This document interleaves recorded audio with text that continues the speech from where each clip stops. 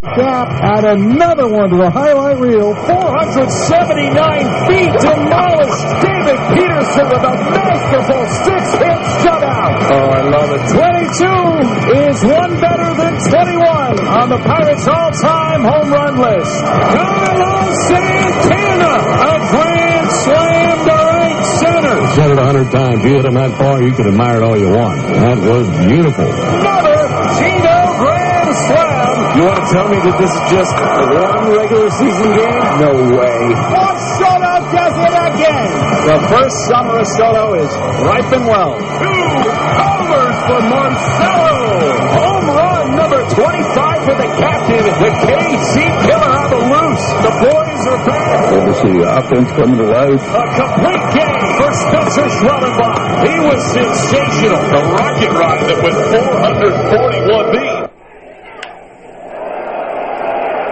Deep to left, and up in the screen for a home run. Oliva, with his 21st home run of the year, puts Minnesota back in front, 3-2.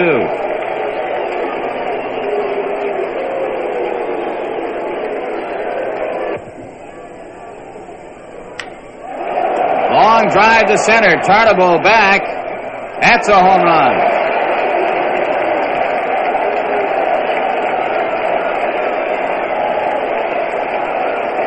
Killebrew hits number 28, his 4th hit of the ball game, and the Twins now lead 4-2. There are 2 kinds of people in this world. Those who love Old Bay, and those who've never tried it. Because once you taste this Chesapeake Bay seasoning, you'll immediately be turned into a canvert. Old Bay goes great on seafood, chicken, corn on the cob, French fries, pretty much anything. Join the Legion of Canverts in America. Pick up a can today. And before you know it, this could be you. Old Bay, the can that connects us. Come on, big man. Last year, this man hit 388, the best in 20 years. He led the league in hits, triples, and runs scored. He won his 6th batting title, was voted most valuable player, and made the cover of Time. But Rod Carew wants more. I want that Gold Glove, and I want it bad. Rod Carew, he just gets better and better.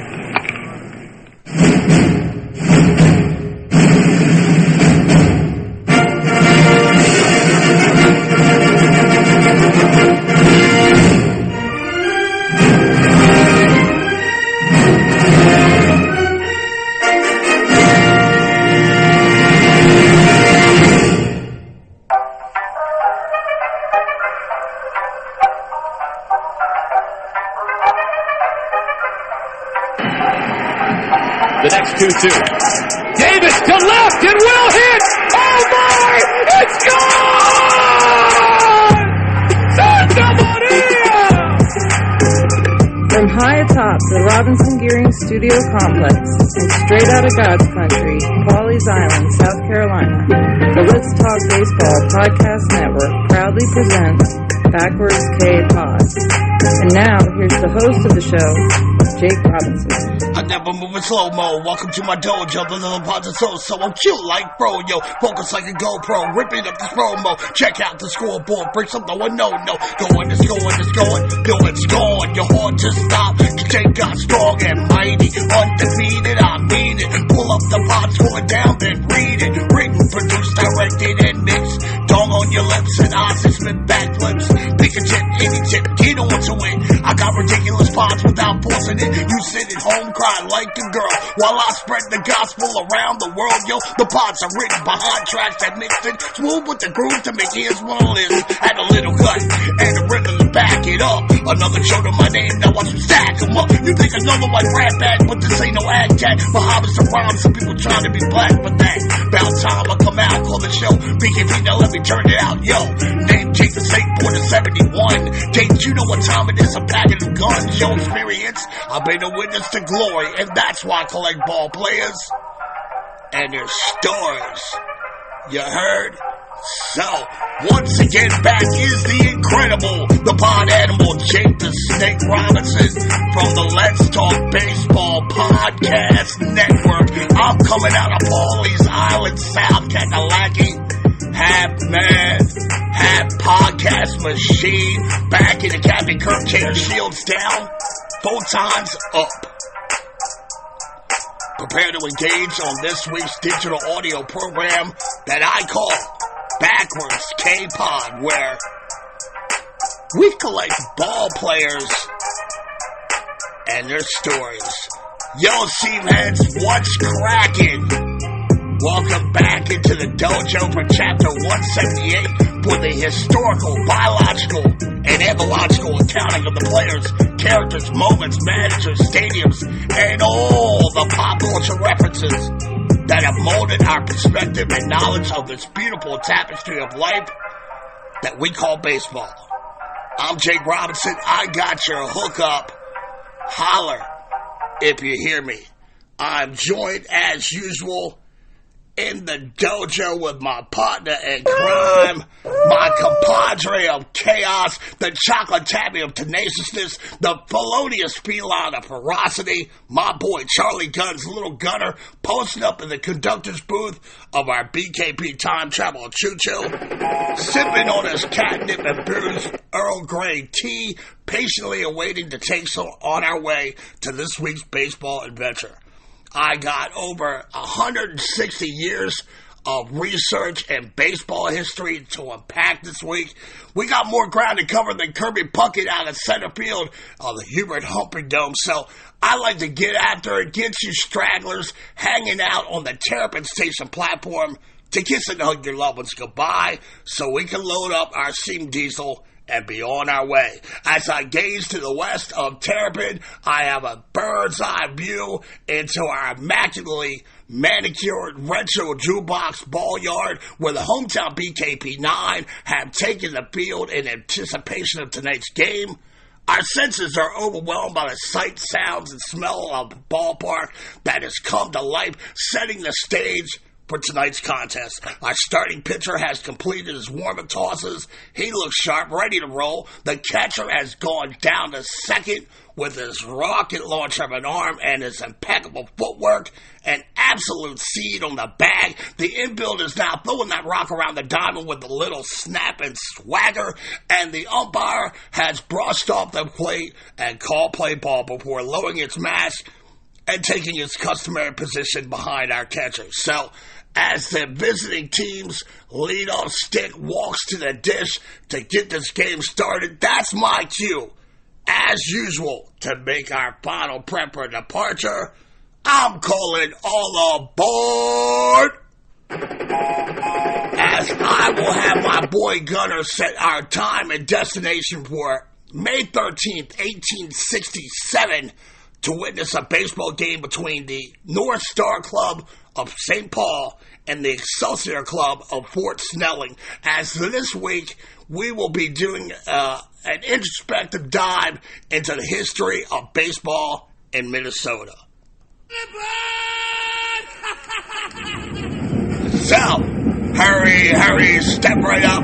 Get in where you fit in. You can post up in one of our private boxcars or expansive lounges aboard our modern marvel of science and engineering. Take off your shoes, kick up your dogs, open your kimonos, make yourselves comfortable for our trip to Middle America just 2 years after the conclusion of the American Civil War.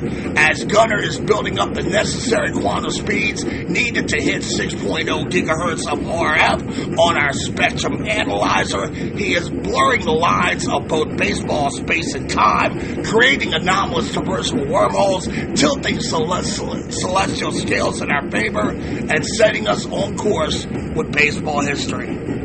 And even before the game of baseball plants its roots in the state of Minnesota, Minnesota in many ways was already a leader in sports. The first team sport to be played in the region is most likely traditional native lacrosse.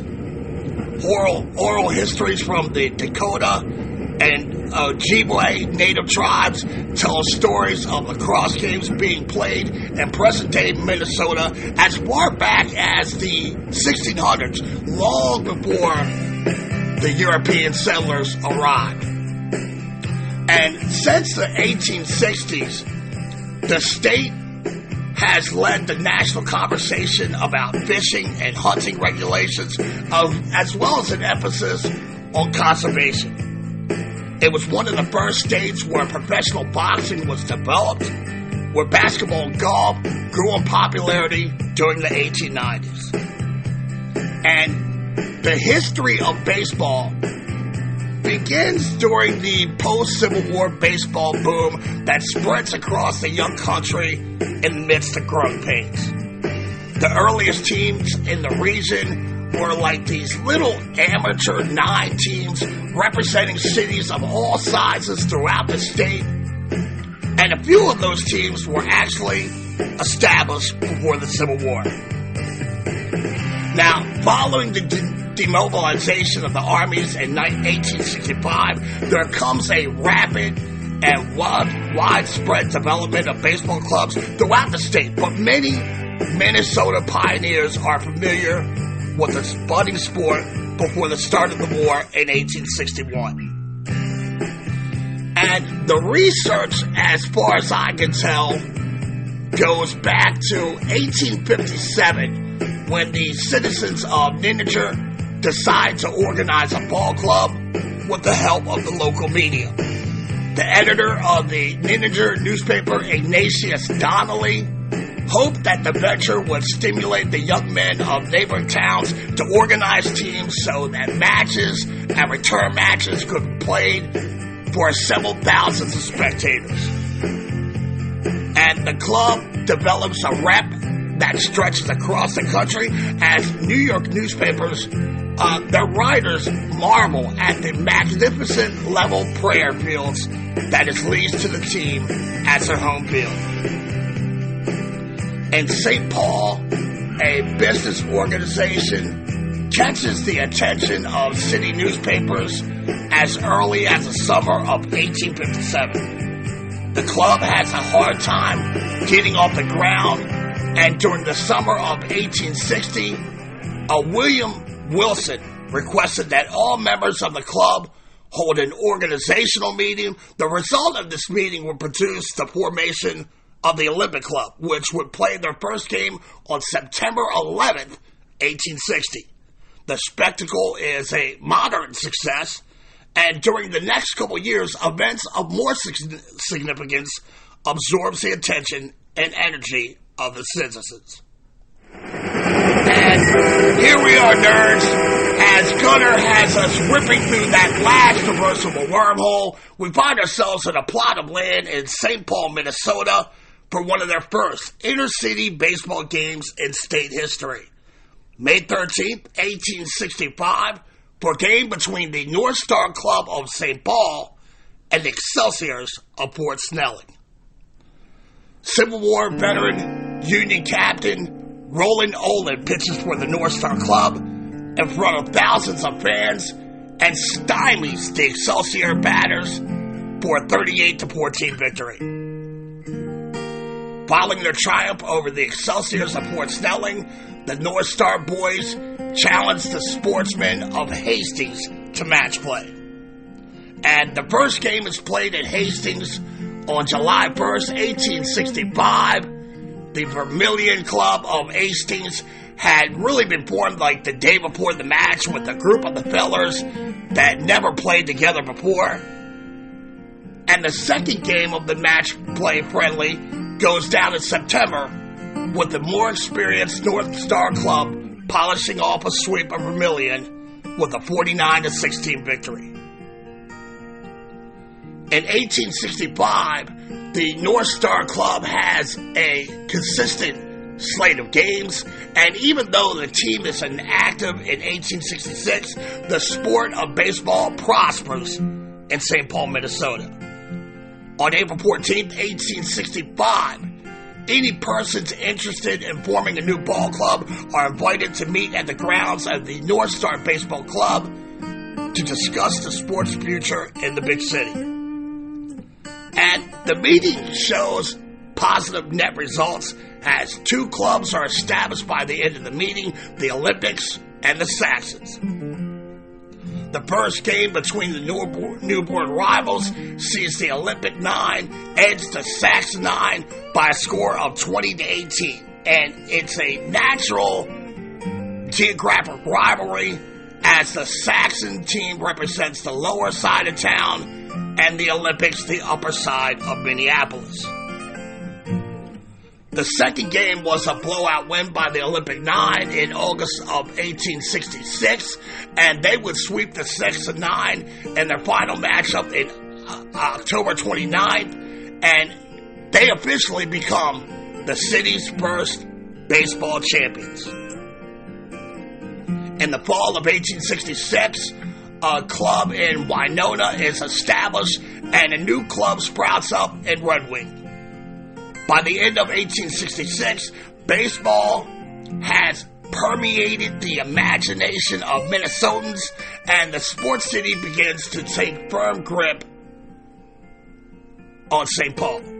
The game has now branched out to Hastings, Winona, and Red Wing, setting the stage for a banner year in 1867.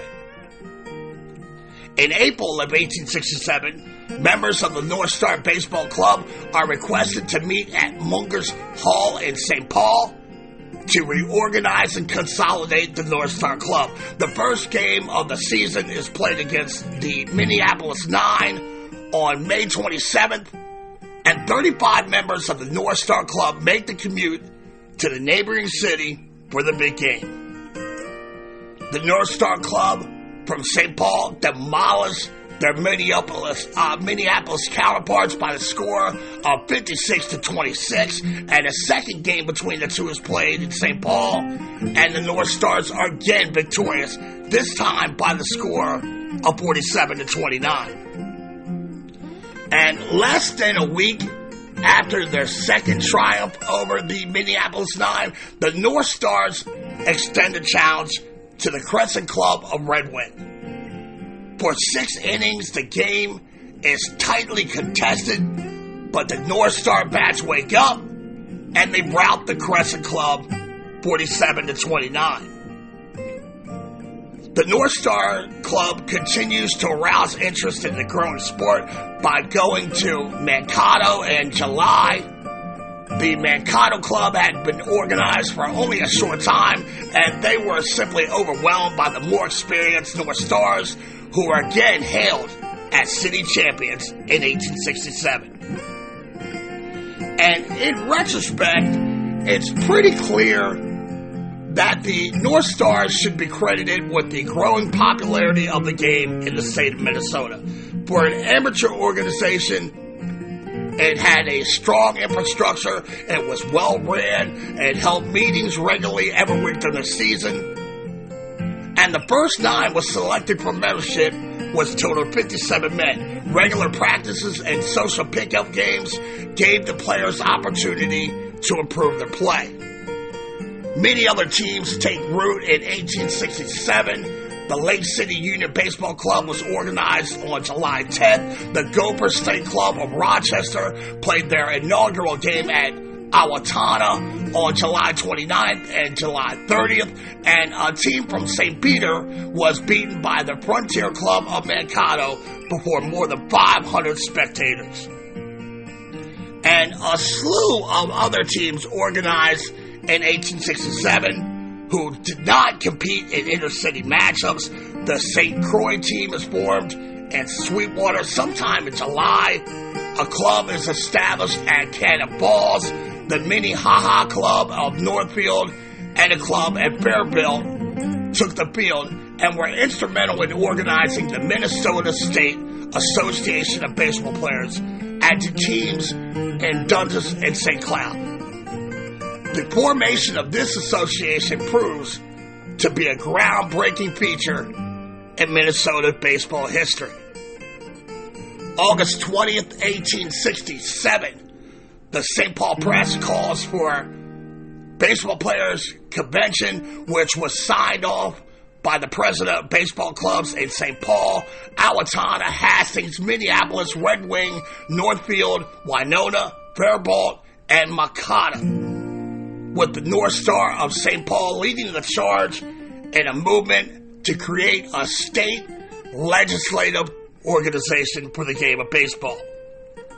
The convention goes down, and a committee is seated delegates from the Gopher Club of Owatonna, the Crescent Club of Red Wing, the Fairbault Club, the Minnehaha Club of Northfield, the Adriatic Club of Dundas, the North Stars and Saxon Clubs from St. Paul, the Arctic Clubs of St. Paul, the National Club of Lake City, and the Minneapolis Club, as well as the high school clubs of Minneapolis. General Henry H. Sibley, a famed soldier and sportsman, is elected president, and the delegates' first order of business is choosing a location for the first state tournament for what St. Paul, Minneapolis, and Fairbault are bidding for. A committee of 5, along with General Sidley, serving as a chairman, are appointed to conduct the tournament after St. Paul selected as the site. The Constitution and bylaws of the association were printed in the September 5th, 1867 edition of the St. Paul Press newspapers. And only 5 teams entered the tournament. The Arctic Club of St. Paul, the Vermilion Club from Hastings, the North Star Club, Saxon Clubs of St. Paul, and the St. Croix Club from Stillwater. And it's held on September 24th, 1867. In the inaugural championship game, Vermilion advances to the title game after beating St. Cloud 100-44 to face off against the North Stars. The final game between St. Paul and Hastings attracted a large crowd, including so many young boys that it really seemed as though the Minnesota school system declared the day a special holiday. The North Star Ball Club would defeat the Vermilion of Hastings and were awarded a silver ball as a trophy for their achievement. Regulations for future match play for the Silver Ball Trophy were published in the St. Paul Press on October 8, 1867, defining the manner of challenging and paying fees and expenses. To obtain the prestigious Silver Ball, a tournament team had to win at least 2 out of 3 games in a loose round-robin format, and all players on the competing 9 must have players on the roster who have been members of the club in good faith for at least 30 days, and the Baseball Players Book of Reference, published in 1867, would serve as the foundation for settling disputes for any rules not covered by the rules of the state association. However, the mere creation of rules, as you can probably imagine, it did not necessarily smooth out all the bumps in the road for city championship play. In fact, in many ways, it seemed to create a plethora of new difficulties. Constant bickering and accusations of unfairness became the norm, as sometimes the disputes would become so bitter that they would interrupt games. In the spring of 1868, after victories over teams from Fairbault, Hastings, and Hudson, Wisconsin, the Minnehaha Club of Northfield feels ready to challenge the North Stars team into a title defense game. Now, when the teams arrive to the field on July 17th, the 2 teams are embroiled in a duel of gamesmanship and arguing over the North Star roster. The St. Paul team had intended to deploy Stillwater resident William Miller as a starting pitcher. And the North Stars argued that, yes, Miller was a resident in Stillwater and had previously pitched for the St. Croix team, but they insisted that Miller was in the process of moving to St. Paul to live and therefore should be allowed to play for the North Stars, which the committee eventually disagreed with. Another argument arose when the game was stopped by rain in the 8th inning with the score 78-38 in favor of the Minnehaha club. And after considerable vociferous arguing, the North Stars finally conceded the game to the Minnehaha 9, and on August 14th, the Minnehaha team they slay the Giant, defeating the North Stars 40-38 and clinching the Silver Ball trophy. The Minnehaha 9 team was given only a month in which to enjoy their title win over the St. Paul rivals before they are challenged by the St. Croix team. And the first game between the two clubs is played on September 23rd, 1867 at Northfield. The Northfield team had 3 players missing from the game, and they fall to St. Croix. The second game was played in Stillwater, which the Minnehaha 9 win 58-47, and the decisive game of the series is played in Hastings as St. Croix wins by the final of 17-12. That game produced probably the most well-played baseball game on record at the time in the state of Minnesota. Warren Miller is pitching for St. Croix, and he is relatively effective for 8 solid innings for the win and the first city championship. The St. Croix team holds on to the Silver Ball trophy until July of 1869, when the Lake City Union captured the title, and the championship game was played in St. Paul, and immediately after winning the trophy, the Lake Union team was challenged by the Saxons. The Saxons win the championship from Lake City and were called upon to defend the title versus the Crescent Club of Red Wing. And for some unbeknownst reason, the Red Wing team fails to show up for Game 1 in St. Paul, and they lose by forfeit. The Saxons would retain the title with the Game 2 victory by the final score of 25-21. Until the Gopher State of Rochester met the Saxons in 1869, championship play had been relatively peaceful but competitive. But that year, the two teams agreed to play for the Silver Ball trophy at the State Fair in Rochester. In the bottom of the 7th, with the Gopher State Club holding on to the lead for the chip, the Saxons decide they're going to place a fielder behind the catcher in the mother of all shifts. And an argument breaks out about the legality of having 2 catchers, but the Saxons refuse to remove their defender, and the game is interrupted by the arguing. Ironically, when the play resumes, a Rochester batter hits a foul behind the plate that's caught by the second catcher, and the umpire calls him out, which that sets off another firestorm of arguments.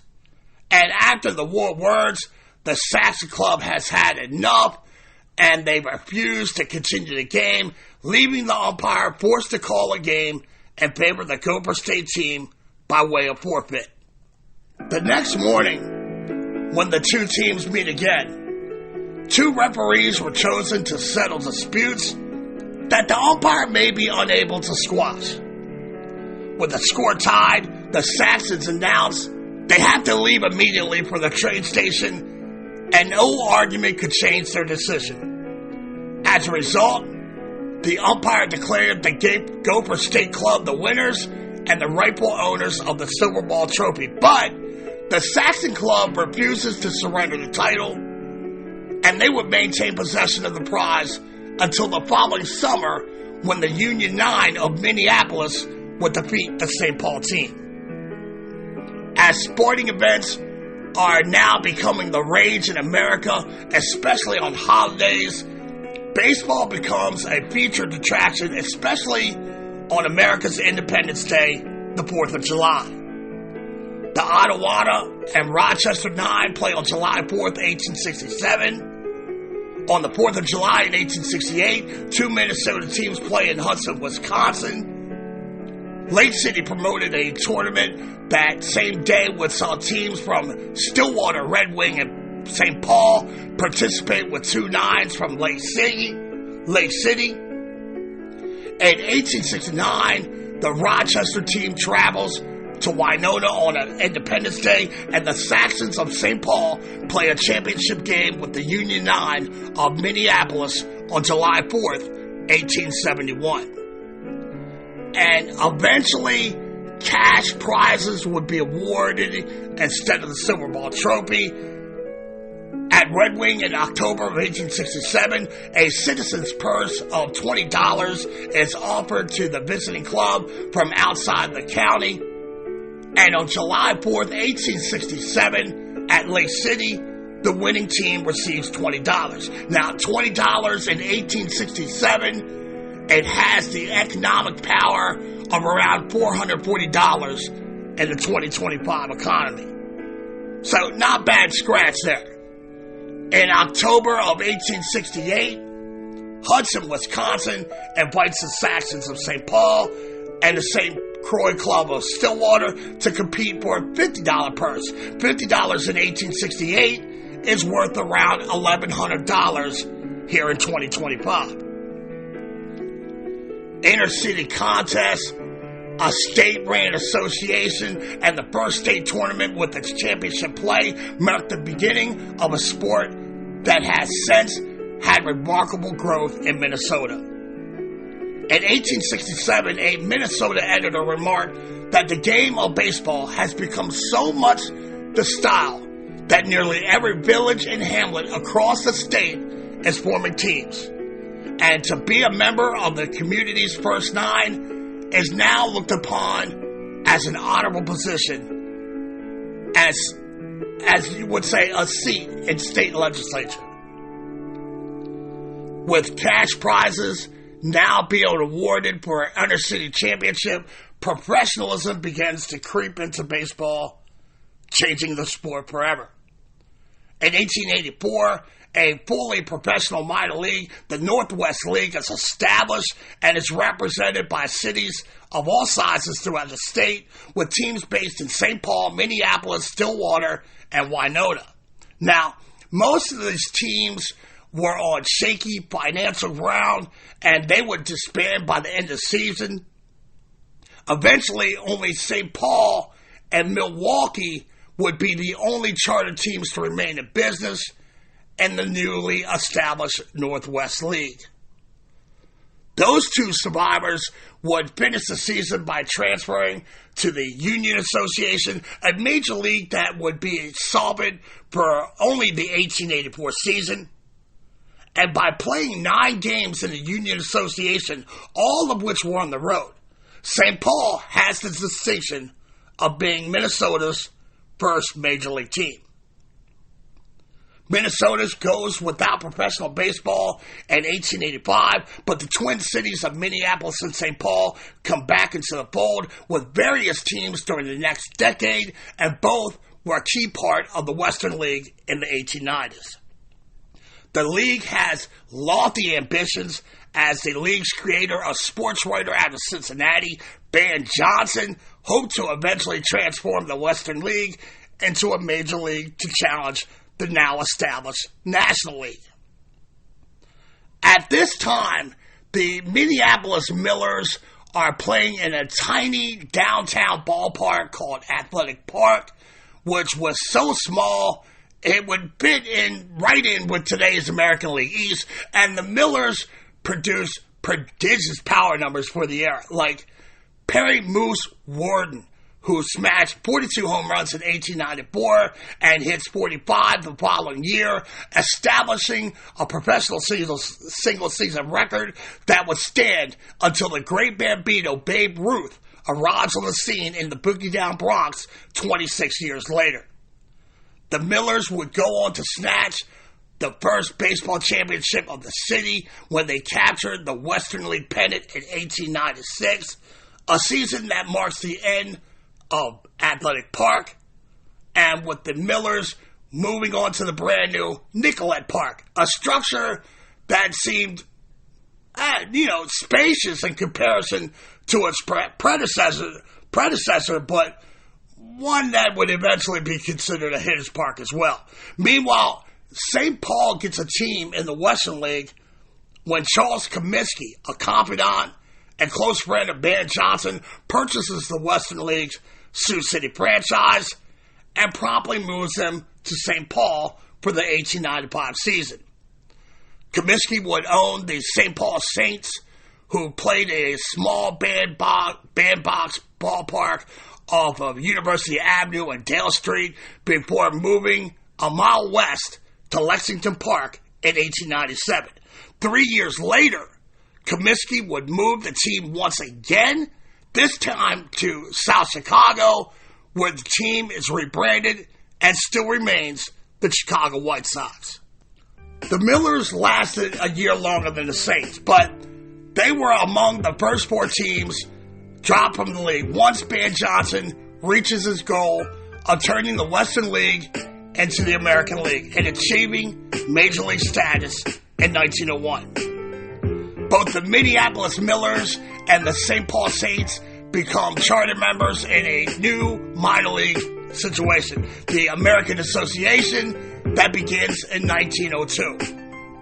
They're managed by Mike Kelly, who also played first base in the infield that included Hall of Famer Miller Huggins at second base. And St. Paul gets off to a great start, winning pennants in 2 of its first 3 seasons in the American Association. The Minneapolis Millers had a rockier start than their cross-city rivals, finishing 7th in an 8-team league for the first 2 years, but the team comes to life in 1910, rattling off 3 consecutive American Association pennants. Minneapolis and St. Paul played in the American Association for 59 years. The Millers ended with the best winning percentage during that span, and the Saints had the second best record in the league during those years. In addition, the 2 Minnesota teams shared the association record with 9 pennant-winning campaigns apiece. The 1920 pennant-winning season for the Saints was probably the franchise's most notable, led by 27-game winner Charlie Sea-Lion Hall, in conjunction with the offensive firepower of Joe Rapp, Lee Dressen, and Joe Reggert. St. Paul won 115 games, produced a winning percentage of 7-1, association records that were never matched or beaten. Unfortunately, that year the Saints would lose to the International League pennant winners Baltimore Orioles in the Junior World Series, a postseason matchup featuring the champions of the American Association and the International League that had been played off and on since 1904. Minneapolis made its first appearance in the Junior World Series in 1932. Mike Kelly, who had been a first baseman with the cross-rival Saints at the inception of the American Association, was now the owner of the Millers and was proving to be one of the most influential baseball men in Minnesota during the 20th century. He is remembered most for his retooling factory, buying aging major leaguers, then selling them back to the majors after the players had padded their stats in the cozy confines of Nicollet Park. But he was also this shrewd judge of talent, as he would construct bomb-ass teams with a mixture of greenhorn rookies and established major league vets, along with the seemingly always ancient pitching staff that won 3 association championships in the 1930s. While the Millers and Saints were individually dominating the American Association, they battled for league supremacy only once in 1915, with the Millers coming out on top by a game and a half. But no matter where the teams were in the final standings, the Millers and Saints games ignited the baseball passions of the local partisans with 22 inner-city games a year. And interest would peak each season with holiday doubleheaders at Lexington Park and St. Paul and Nicollet Park in Minneapolis. And those games would feature like a morning game at one park, and then you would catch a streetcar across the river to catch the afternoon game. St. Paul's list of Hall of Famers include Miller Huggins, Lefty Gomez, Walter Austin, Duke Snyder, and Roy Campanella, who was the first black ball player in the American Association during the summer of 1948.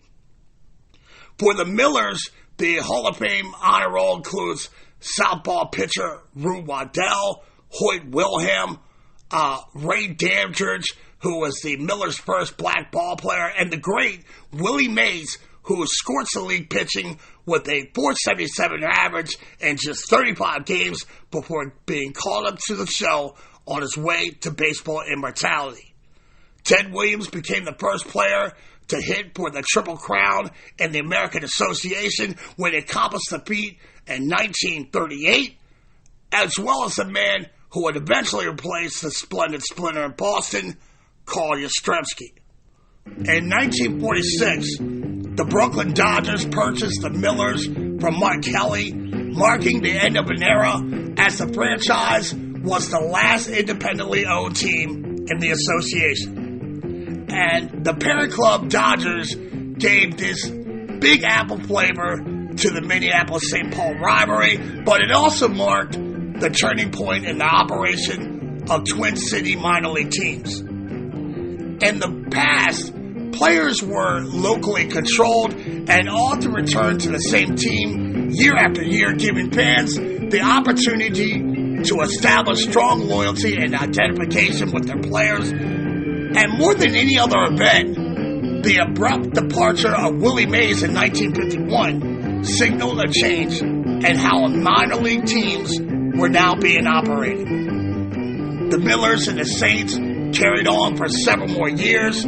St. Paul doesn't win any more pennants, but Minneapolis has one more big season in 1955 when it won the American Association flag and went on to win their first Junior World Series, beating the Rochester Red Wings 4-0. The championship clinching game draws the curtain on the team's 60-year run in Nicollet Park.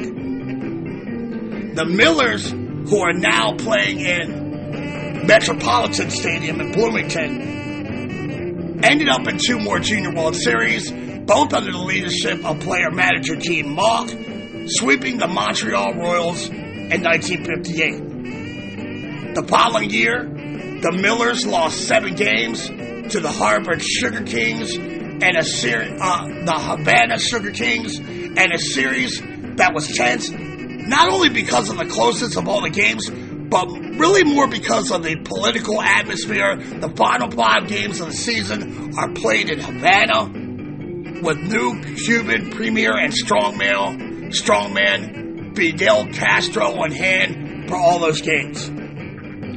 And the end for the Millers and Saints comes after the 1960 season. That October, Washington Senators owner Calvin Griffith decides to relocate his team to the land of 10,000 lakes. And that's a story I detailed in our history of baseball in Washington, D.C. And in many ways, that's a prequel to the birth and rise of the Twins. And you can find that in my banging-ass collection of vaulted archive shows available on all platforms, wherever you listen to your shows, or you can tune in to DiamondStickJ.podbean.com. A new era of baseball was about to begin in Minnesota, but the Millers and Saints were not the only team providing quality baseball to Minnesotans. The Northern League itself had a number of Minnesota teams in its rank before the league's fold in 1971. Throughout the years, 14 Minnesota cities were represented in that league, including the St. Cloud Rocks, Duluth Dukes, Crookston Pirates, and the Fargo-Moorhead Twins, producing more than its share of star players who would go on to achieve greatness. Guys like Lou Brock, Hank Aaron, Gaylord Perry, Jim Palmer, Orlando Cepeda, Jim Perry, Vada Pinson, Joe Torre, Matty Alou, and Roger Maris. And Before I dig into the Twins' history and profile, I would be remiss if I didn't address the two other influential moments in baseball history from Minnesota. The first being the Minneapolis Millerettes, established in 1947 as part of the All-American Girls Professional Baseball League, a subject of the 1992 blockbuster movie A League of Their Own. And the Millerettes are led by right fielder Helen Callahan, who hit .287 with 3 home runs in 111 games. And baseball ran in the Callahan family. Helen's sister, Margaret, was also a star in the fledgling league. And Helen's son, Casey Candell, had a major league career in the 1990s, playing for the Astros, Indians, and Expos. But Callahan wasn't the only Millerette who would have a relative play in the majors. The Minneapolis pitching rotation included Annabelle Lee, the aunt of spaceman Bill Lee, who pitched for the Red Sox and Expos during the 1970s and 80s. And in a one-on-one interview I have on Backwards K-Pod YouTube channel with the spaceman Bill Lee, he credits his aunt with her steady influence and words of encouragement and teaching him how to pitch. The Millerettes were respectable at the onset of the campaign, but they slumped badly and tumbled into the cellar at the close of the first half of the season with a mediocre record of 23-36. Things do not improve the second half of the campaign as the attendance at Nicollet Park begins to dwindle and the visiting teams begin to complain of long road trips to Minneapolis to play before sparse crowds. So, as a result, by late July, the remainder of the Millerette home games were switched to other cities, and the team now becomes known as the Orphans, and they are forced to play the rest of the season on the road, and the team would eventually move to Fort Wayne, Indiana for the 1945 season. And no official Negro League team ever represented a Minnesota city, but the state did have some all-black teams early in the 20th century, the most notable player being the St. Paul Gophers and Minneapolis Keystone's Bobby Marshall, who had competed in baseball, track, and football at the University of Minnesota. Marshall was a key member of the 1909 St. Paul's Gophers team that beat Rube Foster and the Leland Giants of Chicago for the unofficial championship of Negro baseball. But since 1961, the Millerettes, the Saints, the Millers, the North Stars, all become grains of sand disintegrating in the wind as the baseball focus transfers to the newly minted Twins, who have relocated to the Twin Cities from the nation's capital. Minnesotans are excited about the arrival of the Twins, even though the team struggled for many years in the district. But there are a plethora of bright young stars, such as pitcher Camilo Pascual, Jim Cott, and the fearsome hitting tandem of Bobby Allison and Harmon Killebrew. Allison had been the American League Rookie of the Year in 1959, and Killebrew melted 42 dogs over outfield pitches. The Killer connects for 46 dingers in 1961, and he would top those totals in subsequent years. Playing at Metropolitan Stadium that first year, the team goes 70-90, but they quickly move up the standings in ensuing years. With Sam Melee as manager, the Twins finished second to the Yankees in 1962, with Killebrew leading the league with 48 home runs. But the highlight of the campaign comes on Sunday, August 26th, when southpaw pitcher Jack Kralik hurls a no-hitter against the Kansas City A's for the first no-no in franchise history. The Twins have another good year in 1963, but they follow that up with a disappointing season, even though Killebrew would smash 49 dogs, and Tony Oliva wins Rookie of the Year honors and wins the American League batting title. However, the team falls to 6th place. In 1963, Minnesota is the center of the baseball universe as the All-Star Game is played at the Met, and the Twins and the dynastic run of the New York Yankees, snatching the American League pennant. Killebrew fell off his ridiculous home run pace as a result of an injury that cost him to miss a few weeks of the season, and his season hit only 26. Jim Mudcat Grant, the founder of the Black Aces, wins 21 games. Tony Oliva wins his 2nd consecutive batting title, and shortstop Zorlo Bersales hit 273 with 19 big flies at the leadoff spot, and he's named the AL MVP. The Twins' opponent in the 1965 World Series was the Los Angeles Dodgers, who are led into battle by the two-headed pitching monster of Don Drysdale and Sandy Koufax. But the Twins, they shocked the baseball universe when they beat the Hall of Fame duo in games 1 and 2. The Dodgers, however, would right the ship and win the next 3 games to hold a 3-2 advantage. Twins ace Mudcat Grant pitches a 6-hitter, drops 3-run dong to lead the Twinkies to a 5-1 win in Game 6, setting the stage for a winner-take-all Game 7 matchup. And alas, unfortunately, Sandy Koufax returns to form, and he dominates the Twins' offense, allowing 2 hits and a 2-0 complete game shutout over Minnesota in Game 7 for the chip. The club finishes the 2nd the next year, and they find themselves embroiled in a heated pennant race with the White Sox, Tigers, and Red Sox in 1967. The Twins finished the regular season going into Fenway for a 2-game series, and if Minnesota wins 1 game, they eliminate Boston. If they win both games, it would clinch at least a tie with Detroit. However, Boston takes both games in the series, and the Tigers won 2 of their final 4 games, and in the end, Boston would advance to the dance to face the Cardinals. After a 7th place collapse in 1968, the Twins are ready to cook in 1969, baby. Both leagues had expanded to 12 teams and were now split into 2 divisions. The Twins had new manager Billy Martin, who had molded the team into his aggressive and fiery image. Cesar Tovar set a team record with 45 stolen bases, while Rod Carew swept 19 bags, including 7 of those steals coming at home plate. Rodney Klein also wins the batting title with a .322 average. Oliva has a good season, driving in more than 100 runs for the first time in his career.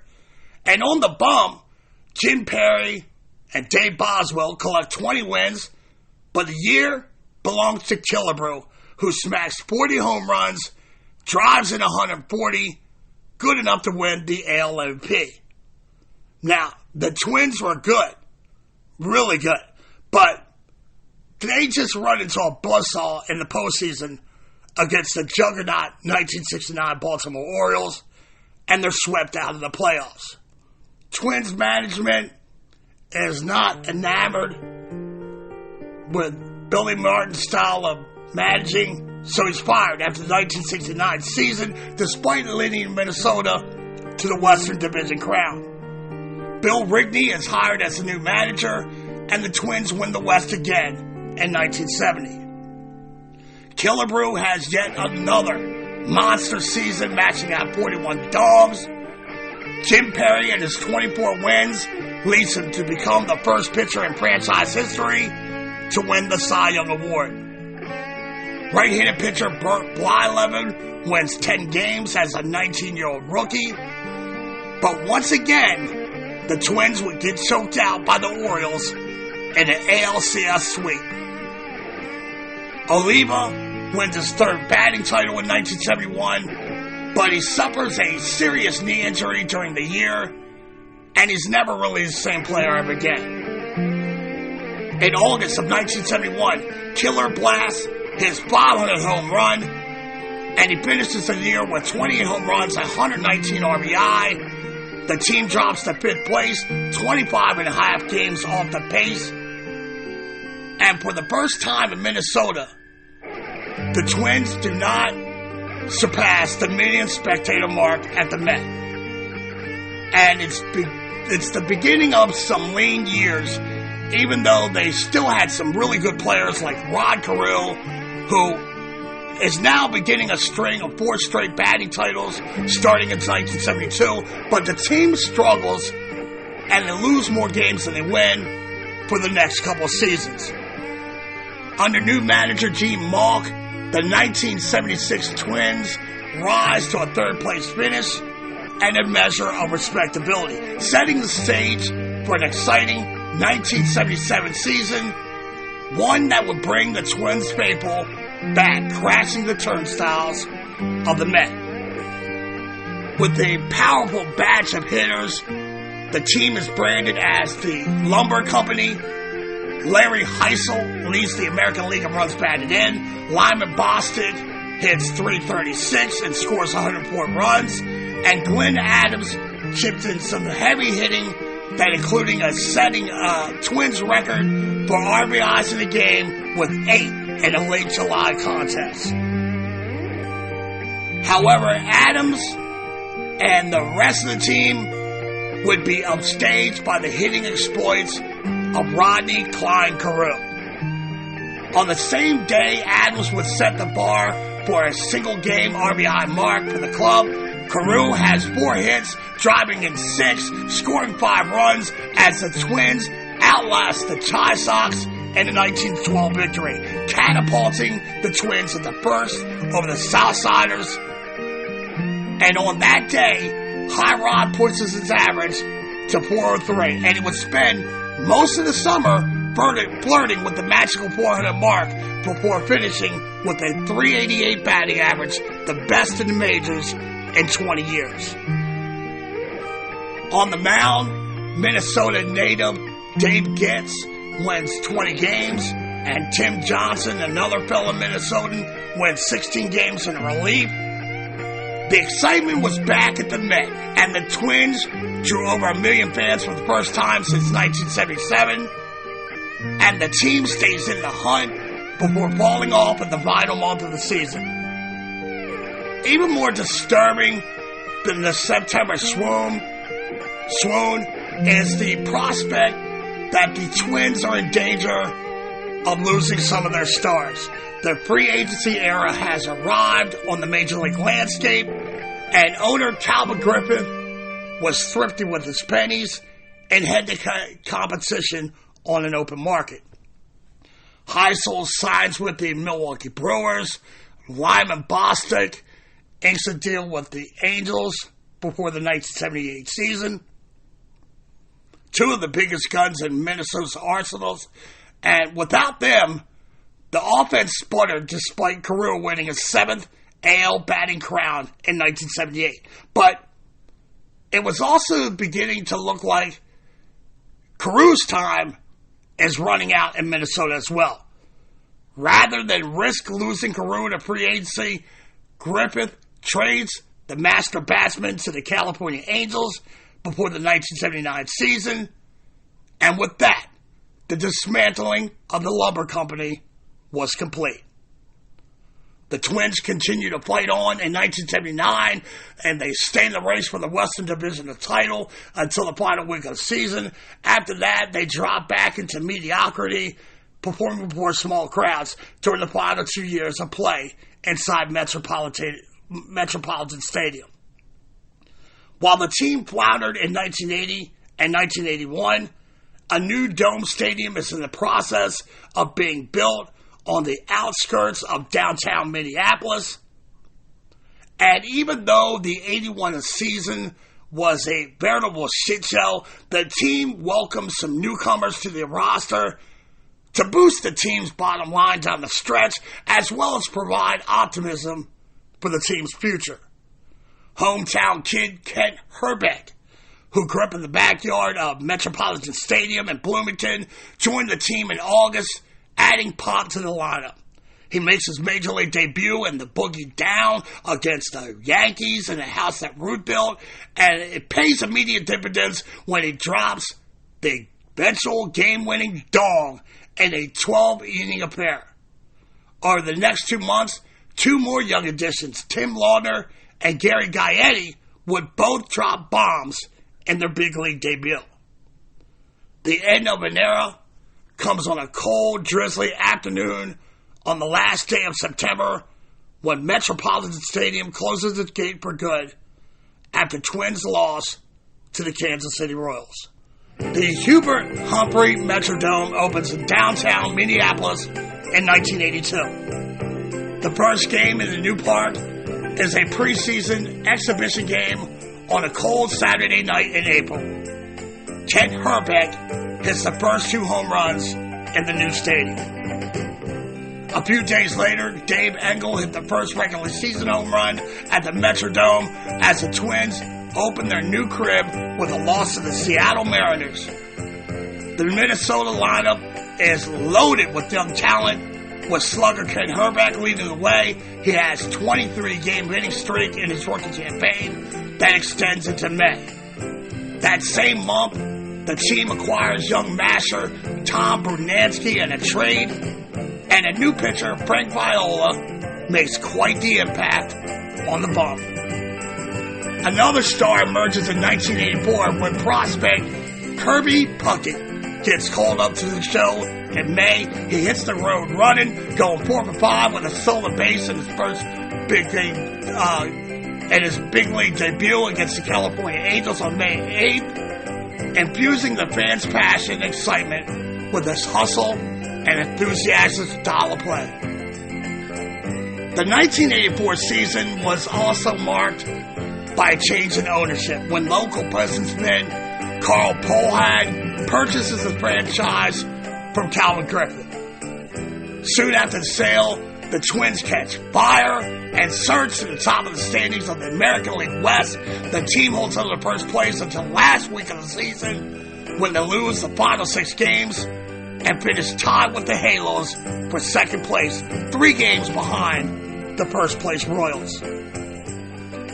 A couple of disappointing years follow, but the Twins evolve and they have a season to remember in 1987. Tom Kelly is in his first year as a team skipper, and the team welcomes new closers Jeff Reardon and hard-nosed outfielder Don Gladden. The usual suspects of Hrbek, Puckett, Gaetti, Brunansky, along with Gladden, they lead the Twins all the way to the top. The Twins win the West, they don't sell it. The Detroit Tigers in 5 games of the ALCS, advancing to the World Series, where they are again underdogs in their Fall Classic matchup against the St. Louis Cardinals. But they defeat the Redbirds 4 games to 3 to win the first World Championship in franchise history. In doing so, the Twins became the state's first major league organization to win a world title since the 1954 Minneapolis Lakers of the National Basketball Association, led by center George Mikan. Minnesota fails to retain their title in 1988, but they have the American League's best pitcher that year, and Frank Viola, who finished the campaign with a 7.7 WAR, going 24-7, and sporting a 2.64 ERA, winning the American League Cy Young Award. The team drops to last place in 1990, but they come back with a vengeance in 1991. After a slow start, the Twins reel off a 15-game winning streak that shoots them to first place by July.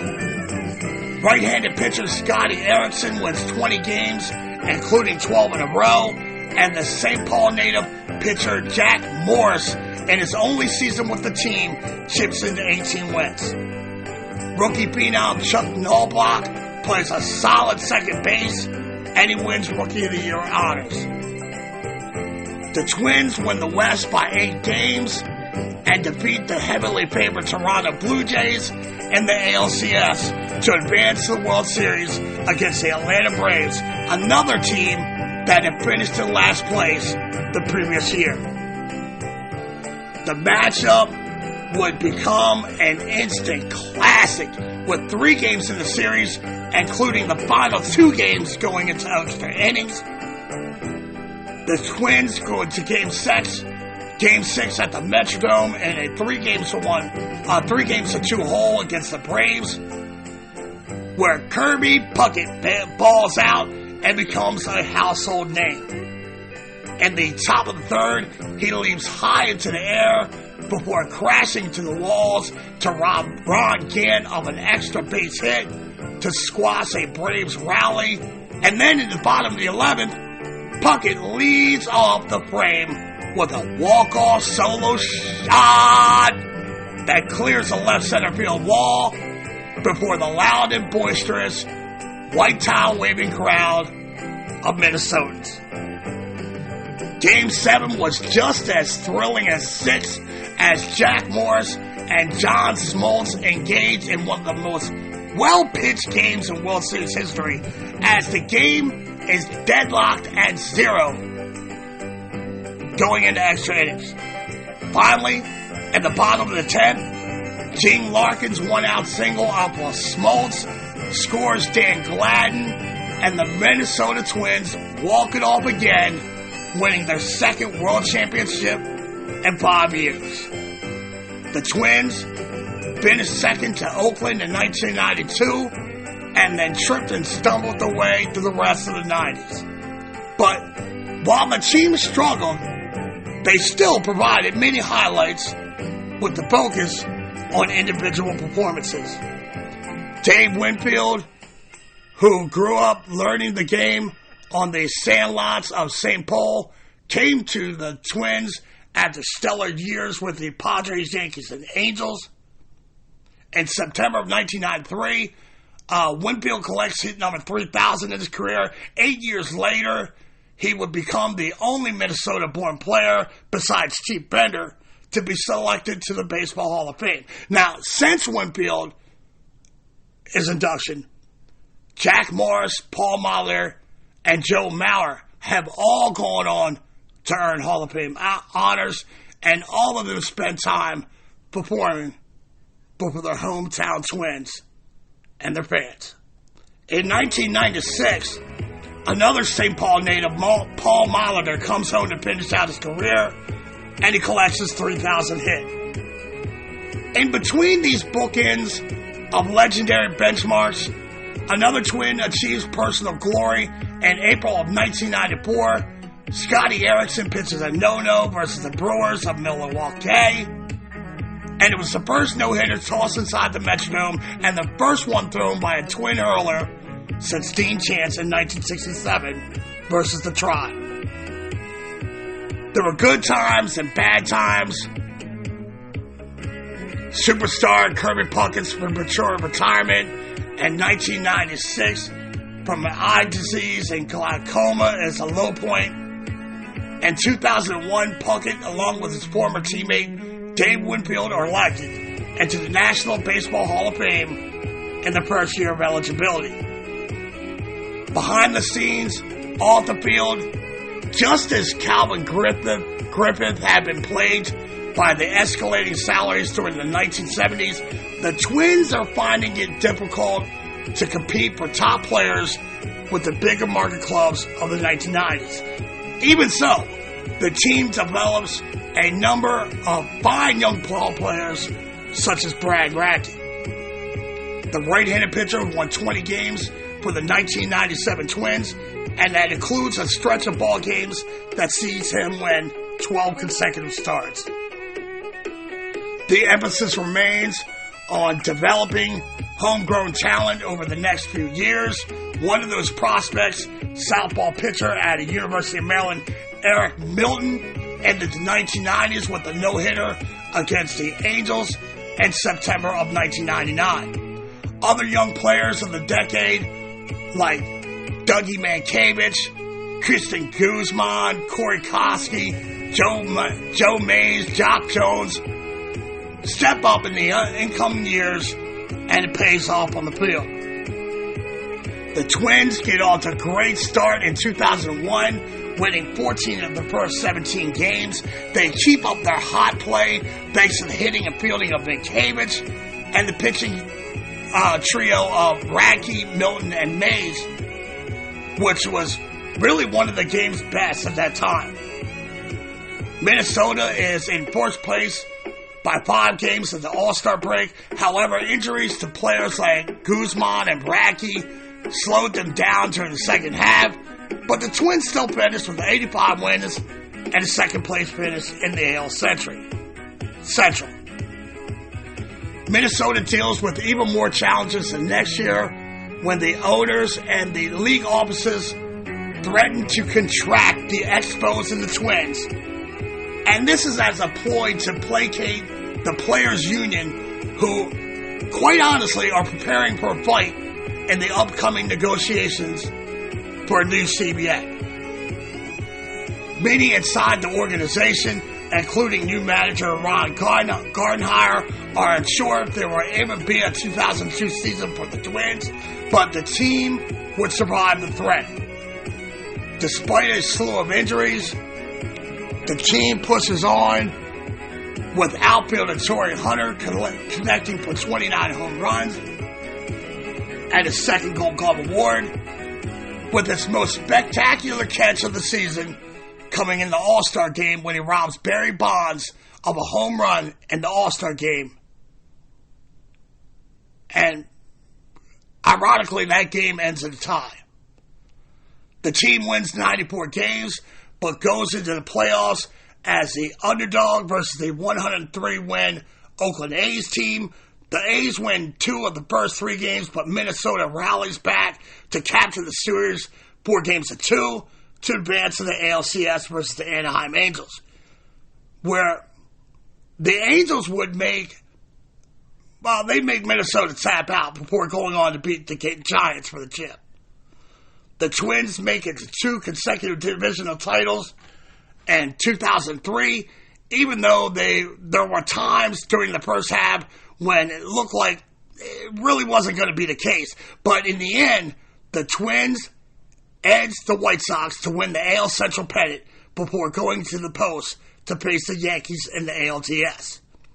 Minnesota takes the first game of the showdown and the first game played in the Boogie Down before the Yankees choke out the Twins in the next 3 games to advance the championship series. Twins GM Terry Ryan and his philosophy of building a strong farm system and a winning team on the major league level, it pays off, opening the door to the next step of replenishing veterans and keeping the core unit of the young town together. Towards that end, the Twins fans are looking ahead to the emergence of catching prospect Joe Mauer, the hometown kid who was the first player taken in the 2001 draft. Unfortunately, Mauer hurts his knee in the second game of the 2004 season, and he plays only 35 games with him. However, other young players and newcomers made winning contributions to the club. Closer Joe Nathan, who was acquired in a trade with San Francisco, nailed down the closer role, saves 44 games with a sparkling ERA of 1.62. Left-handed slugger Justin Morneau becomes the team's regular first baseman, and he hits 19 home runs in just 74 games. The biggest story of 2004 is the emergence of southpaw pitcher Johan Santana, who he's veritably untouchable the first half of the season. He goes on to win the final 13 starts of his campaign to finish with a record of 20-6 and an ERA of 2.61. He's named American League pitcher for the months of July, August, and September. He leads the league with 265 strikeouts to only 54 walks and 228 innings pitched. And and he's the unanimous winner of the American League Cy Young Award, and he becomes the first Twins hurler since Camilo Pascual in 1963 to lead the league in strikeouts and become just the third pitcher in Twins history after Jim Perry and Frank Viola to win the Cy. For the third year in a row, they take home the Central Crown, but for the second year in a row, they face the New York Yankees in the post, where once again, they come up short against the Pinstripes and lose the series 3-1. In 2005, the Twins play well, but the White Sox bulldozed their way to a world championship. And Minnesota, even though they have a winning record for the 5th straight season, they tumble to a third-place finish in the Central behind Chicago and Cleveland. Johan Santana is once again a force of nature, leading the league in strikeouts and finishing third in Cy Young voting. A slow start in 2006 led the team as far back as 12.5 games off the pace from the Tigers for the first few months, and 10 games away from a wild card spot. But a tenacious final 3.5 months vaults the team back into contention. And once again, Johan Santana goes supernova, and he's unbeatable in the second half. He finishes the year tied with the league lead in wins with 19 and the league best 2.77 ERA. Ricky Francisco Liriano impresses, winning 12 of his first 14 starts before elbow ailments limit him to only 2 starts over the final 2 months. Joe Mauer becomes the first American League catcher to win a batting title with a 3.47 BA, and Justin Morneau smashes 34 home runs, drives in 134 to win the AL MVP honors. The Twins clinch a playoff spot during the last week and win the Central on the very last day for the 4th straight Central Division title. The Twinkies would fall to Oakland in the division round of the playoffs, but the great memories of that fine season still lives in the conscience of every Twins fan who had the honor to witness it. The following season, despite Justin Morneau becoming the first Twins player to have back-to-back 30 home run seasons, the team drops to 3rd place, snapping a streak of 6 straight winning seasons. Upon the completion of the 2007 season, Twins management sees the writing on the wall, and they realize they're not going to be able to match the impending contract demands of Santana on the open market, and they make the tough decision to trade their dynamic southpaw ace to the Mets for 4 prospects, with Carlos Gomez becoming the most valuable in the return. Youngsters Alexi Casilla and Denard Span contribute offensively, while a staff of youngsters fill the void created by Santana's departure. Joe Mauer continues his torrid hitting. He puts up 328, wins another batting title. Justin Morneau's 129 RBIs was second in the league. The Twins fiercely battle the White Sox for Central supremacy, and they battle so precipitously, they force a 1-game tiebreaker versus their rivals in Chicago to end the season. Twins right-handed pitcher Nick Blackburn, he pitches well, making only one mistake. That's to Jim Tomei, who smashes a solo dinger over the right field fence, and the Twins would fall 1-0. In 2009, the team hovers around 500, but they stay within striking distance of the first-place Tigers. They win 11 of 12 in September to close the gap, but with 4 games left, the team finds themselves 3 games back in the standings. However, they go on to win all 4 games, while Detroit loses 3 or 4 to force another year-end tiebreaker, this one to be played at the Hubert Humphrey Metrodome. The Twins come from behind twice in the tiebreaker, and in the 12th, Castillo drives home Gomez from second with a sharp single, vaulting the Twins into the postseason, where once again they would fall to the Yankees in the first round. The offensive firepower from Minnesota in 2009 is spearheaded by the bats of Michael Kadire and Justin Morneau, who smashed a combined 62 home runs. They drive in 195 RBI between the two. And that's in conjunction with Jason Kubel, who chips in with 28 big flies of his own and 103 RBIs. But once again, the standout hitter is Joe Mauer, who missed his first month of the campaign with an injury.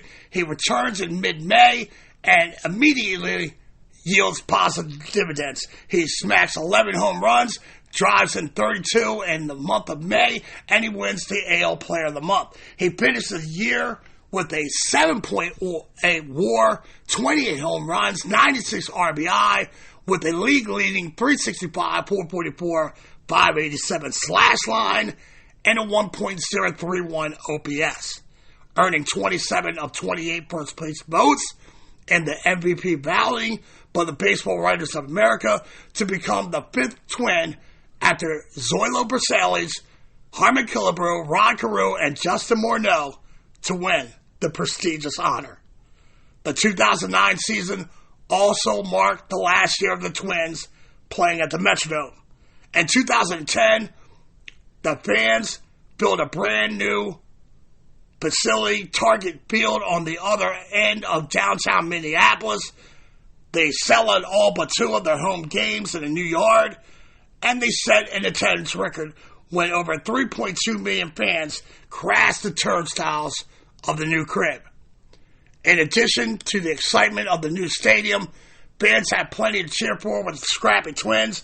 Jim Tomei cracked 25 home runs, 15 of those come inside Target Field, including a Labor Day blast that bangs off the top of the foul pole that measures 480 feet. By the end of the year, he had climbed to 589 career home runs, passing Raphael Palmeiro, Harmon Killebrew, Mark McGwire, and Frank Robinson to take over the 8th spot on the all-time home run list.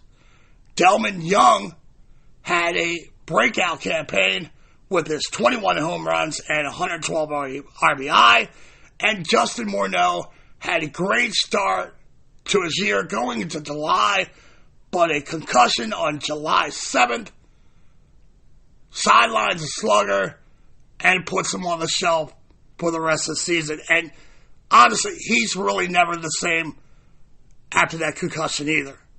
So check it out, nerds. With 160 years of baseball history in the books, with a big, beautiful backwards K next to it, and with the Twins still writing their history at Target Field, I think this is where I'm going to draw the curtain on Act 1 on the story about the history of baseball in Minnesota.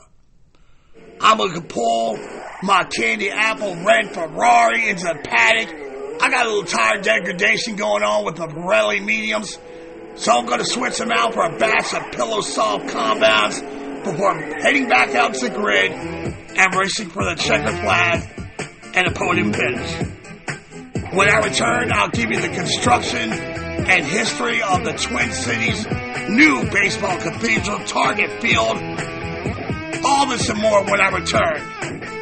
I'm going to step out, hydrate, rip a tube or two of this righteous flower I'm holding on to, hook up my boy Gunner with treats for a great first segment owned, pay some bills, BRB seam heads, meet me on the dark side of the moon.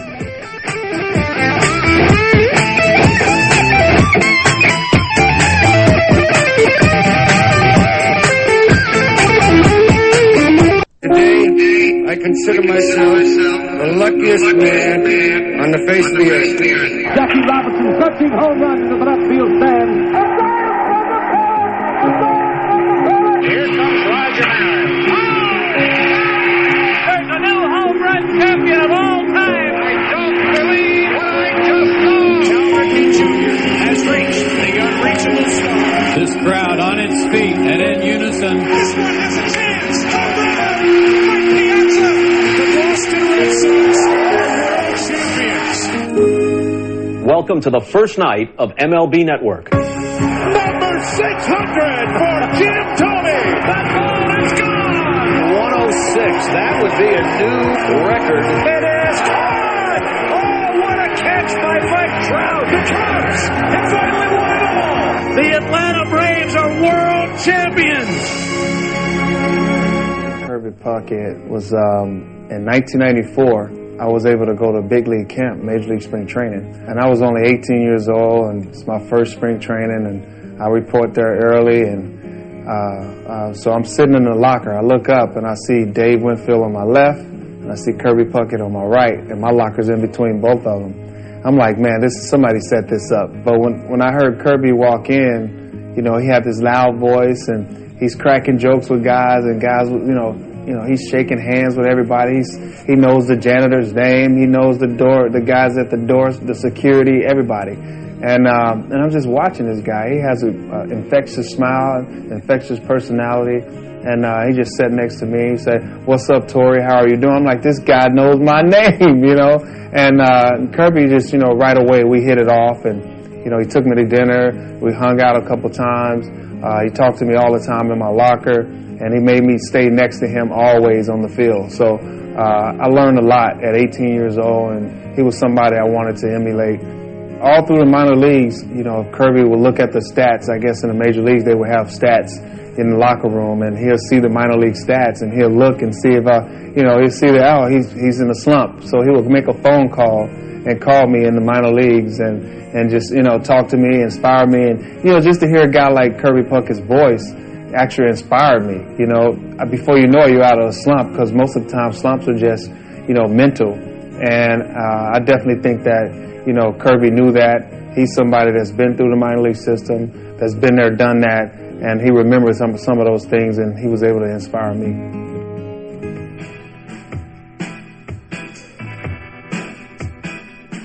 Howdy, y'all. This is Big Tex Gage Gein, executive producer of Backwards K Poly. In Texas, we do everything big. After football and golf, there's probably nothing I love more than going fishing and enjoying a good crawfish boil.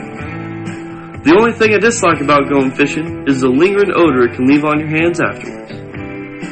Well, the Fish and Hand Cleaner is an all-natural liquid soap perfect for overpowering fish and bait odors from your hands. I can't tell you how many times I've eaten steamed crabs, lobster, shrimp, crawfish, and then washed my hands with regular soap, only to touch my eyes half hour later, and my face begins to melt off due to the damn Cajun Old Bay spices. Well, we also have a hand cleaner specifically formulated to use after eating shellfish and other seafoods. Perfect for cleaning spicy, smelly hands after a Texas-sized seafood feast. In these cases, don't settle for anything less than our crawfish hand cleaner, our crab hand cleaner, or the fish and hand cleaner. An ingenious trifecta of natural hand soaps developed and owned by a disabled Navy veteran. He and Jake have a true connection, as they were boot camp shipmates all the way back in 1989. So he is family, folks. And one thing we do here at the Let's Talk Baseball Podcast Network is look out for family. So you can support two grassroots companies by two former shipmate Navy vets. Crushing big bowls of shellfish or fishing on the banks of your favorite river while you listen to BKP. Sounds like a great day. You know, in fact, hey Ma, where are my poles? I'm gone fishing. There's also a buffalo wing hand cleaner in development as we speak. To check all of the incredible products of this great company, you can go to www.crawfishhandcleaner.com or call the home offices at 713-588-0290. That's 713-588-0290 to support the grassroots company that supports your grassroots podcast show. That's crawfishhandcleaner.com or 713-588-0290 to prepare for your summer time shellfish feast or that fishing trip you're planning. crawfishhandcleaner.com. right field and deep. Springer back, turning, looking, see ya! He's done it again! Back-to-back home runs for Lewis, and it's 3-0 Twins.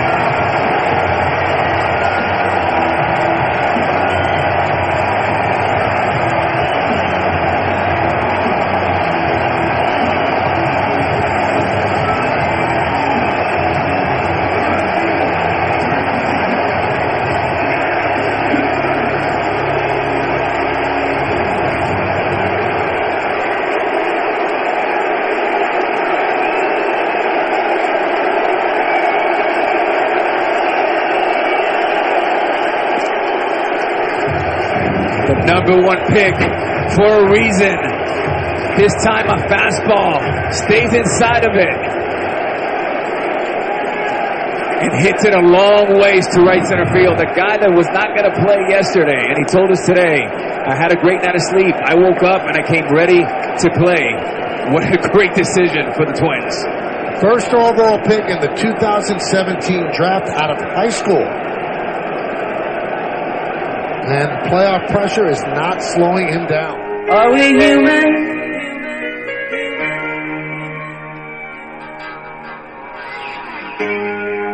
Are we human? And I'm on my knees looking for the answer. Are we human? On New Year's Okay, Steamheads, welcome back to the Let's Talk Baseball Podcast Network. I'm Jake Robinson, and this is Backwards K-Pod, where we collect ball players and their stories. And before I dipped out for spots, I was unpacking the history of baseball in Minnesota. It's a rich history that goes all the way back to when the citizens of Nininger established the region's first organized baseball team. After the conclusion of the American Civil War, various teams began to sprout up in the land of 10,000 lakes, most notably in the Twin Cities of Minneapolis and St. Paul, as well as many outlier towns like Red Wing, Fairbault, Minnehaha, St. Croix, and Hastings, riding the wave of the young sport's growth and popularity. And the thing that I love about these history-of shows is observing the growth of the game in correlation to the growth of the country that's still finding their way on a global stage. 160 years later, the baseball history of Minnesota continues to be written by the Minnesota Twins, who bring the Major League brand to the state in 1961 after Calvin Griffith and the Washington Senators relocate to the Twin Cities.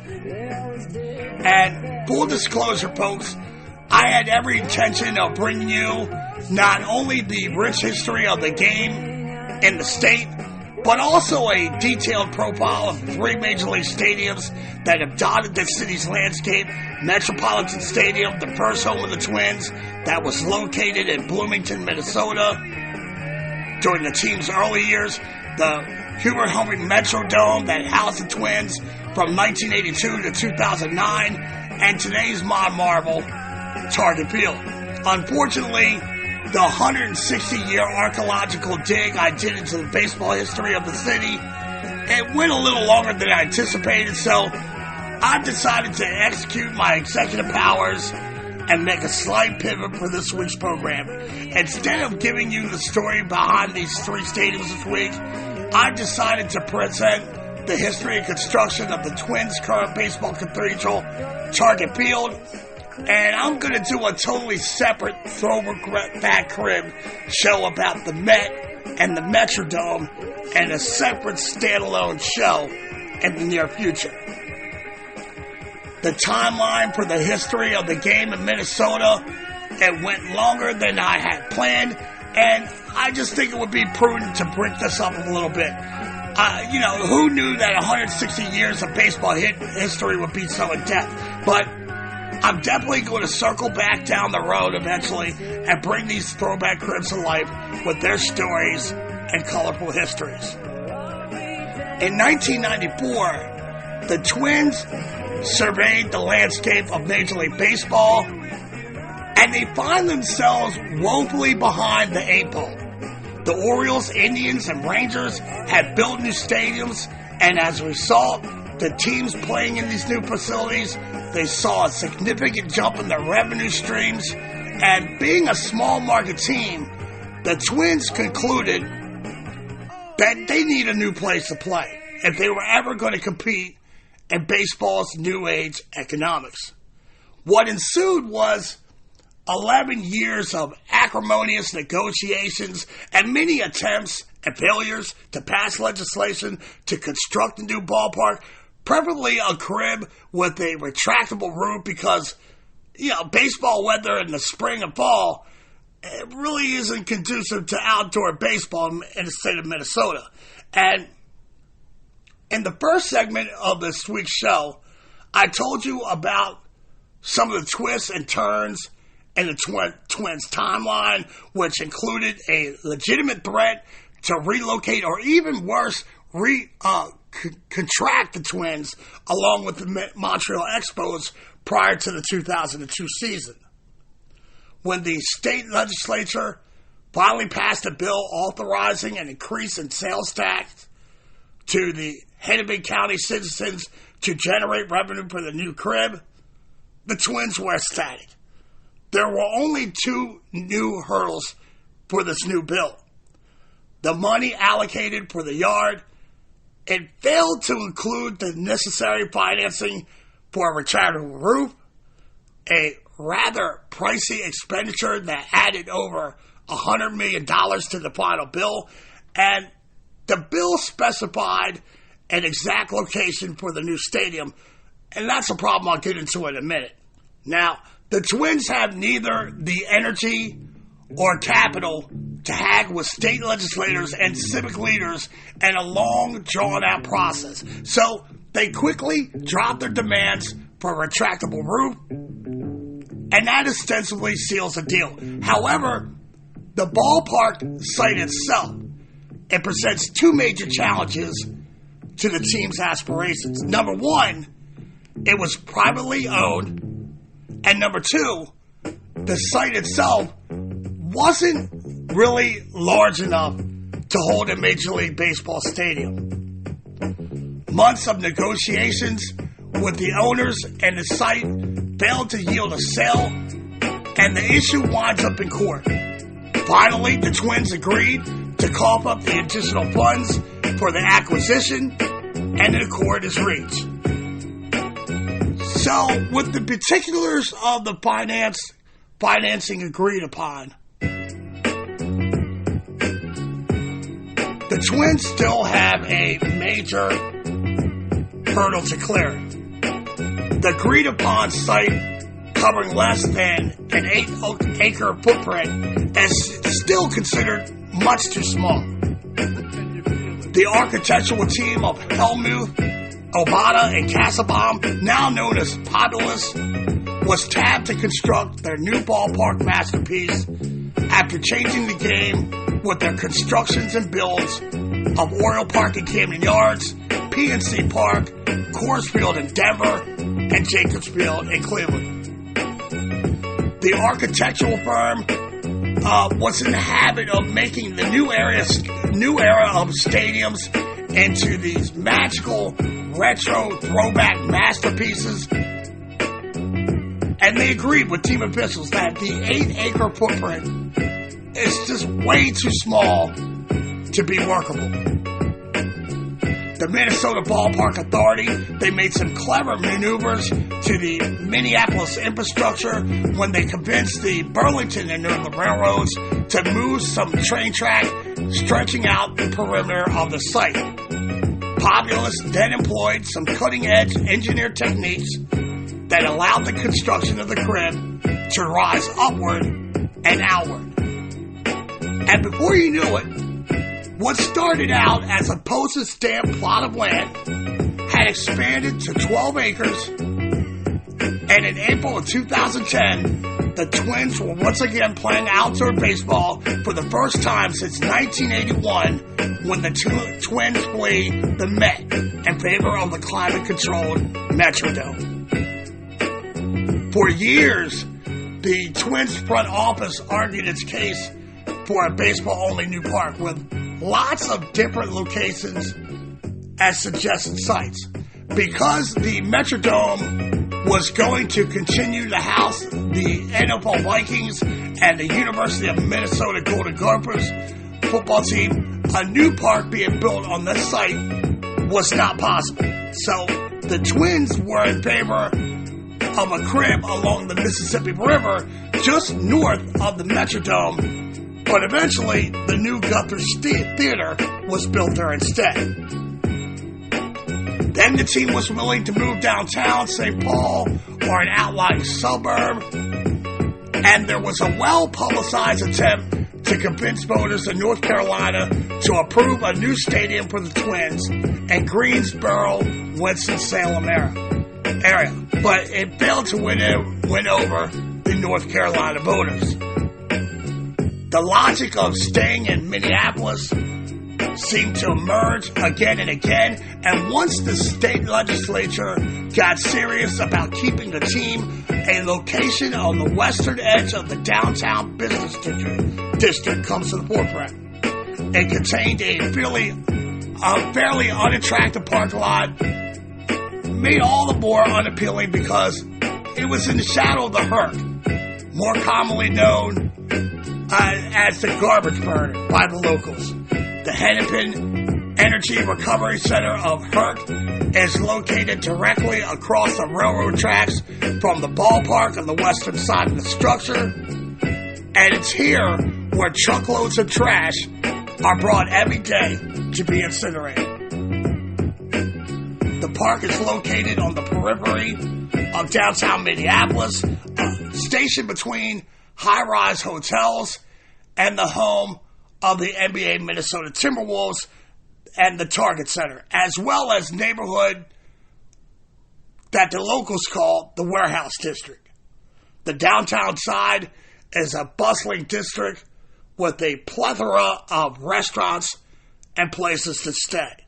In the beginning, it was difficult to walk to the ballpark due to the crib's location along the west side of Interstate 394, with downtown and the Target Center nestled along the east side. Populous steps in, and they create a city to get to the ballpark by creating a bridge from Target Field to downtown. The key solution to the problem was the creation of the Target Plaza, which is built over I-395, and it connects North 6th Street on the north side of the Target Center and North 7th Street on the south side of the main entryways to the yard. 15 years later, navigating your way to the park is much more manageable, as there are plenty of hotels and eateries in a 10-block radius around the city. There are also a slew of parking garages around the park, which many of the prepared veteran team heads use, instead of sitting in a long line of cars waiting to enter an exit. The three main parking garages adjacent to the park on the downtown side. Minnesotans typically refer to parking garages as ramps. So if you're planning to go to the park, I would recommend you park as close as possible to Target Field, and you want to use ramps A, B, or C. The Warehouse District has grown into an interesting area with its conclave of low-rise buildings. Some are abandoned, but many are still used as warehouses and light industry. But a nightlife buzz has grown since the stadium's birth, as the addition of the park has created opportunities for restaurants and clubs to rise from the ashes, as well as gentrified condos and retrofitted lofts to live in the shadow of the park. But driving to the park isn't a must. as the Minneapolis public transportation system is top-notch. It may very well be arguably the best public transportation system attached to any new Major League ballpark building. The Twins are proud to boast that the Target Field is the first ballpark with a commuter rail station built into it, and sure enough, on the western corner of the structure, there are elevators that take you down to the North Star Light Rail Transit Station, which extends from the yard to the middle of downtown.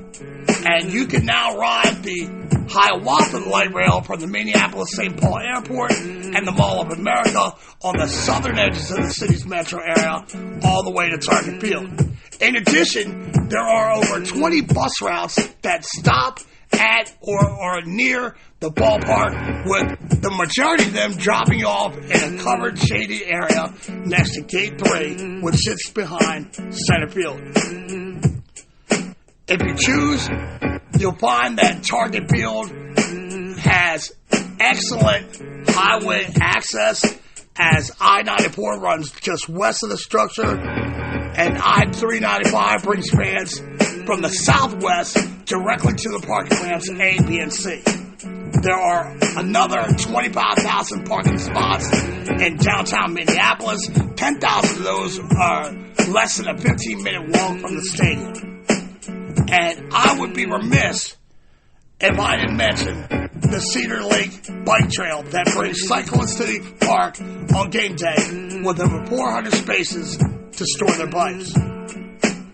So, Target Field is very accessible to the CMEDs of the city, even though the plot of land designated for the park's construction is so puny. The architects of Target Field, they wanted a very natural look for the exterior and one that reflects life in the North Star State. The facade is a collection of limestone mined in Minnesota and natural wood covering the pedestrian ramps inside the park. When you use the natural building materials that come from nearby, like the limestone quarries, you gain important points when your facility is judged for LEED green certification. And indeed, Target Field passed the certification process with flying colors, gaining 36 points and allowing it to achieve silver status. That's a better outcome than any other ballpark that's ever been built, making Target Field the most sustainable outdoor baseball facility in America. The limestone facade, it consists of blocks that are dissimilar from each other in color and markings, giving the exterior a checkerboard look. Atop the limestone skeleton are two glass and steel structures that jut out from the upper levels of the park. And from the outside, these glass structures can be a little overwhelming, but man, they create a magnificent space for the club level patrons inside the yard. The gate numbers can be quite confusing if you're not a Twins insider. The entryways are designated by the numbers 3, 6, 14, 29, and 34 in honor of the Twins' legendary uniform numbers of Harvey Killebrew, Tony Oliva, Kent Herbeck, Rod Carrill, and the late great Kirby Puckett. The canopy that covers most of the upper level seats is a majestic, distinctive roof that can be seen from 10 miles away through the rain and fog. It measures 67,000 square feet, or 6,244.5 square meters, and is the largest canopy structure in Major League Baseball. There are 3 huge mosaics set in the ballpark's exterior along North 5th Street and near Killebrew's Gate 3. They were created by local artist Greg David, and they depict some of the key figures in Minnesota baseball past, including Chief Bender and Toni Tomboy Stone, a local black woman who competed in the Negro Leagues during the 1950s. Target Plaza, an expansive area built to connect the downtown district to the ballpark, is innovative, and it wasn't originally in the plans designated for the park, as it is literally built over the travel lanes of I-394. The plaza quickly became a favorite gathering place for the Twins faithful, and with good reason. There is so much to see there that fans can wander throughout the plaza numerous times before experiencing everything it has to offer.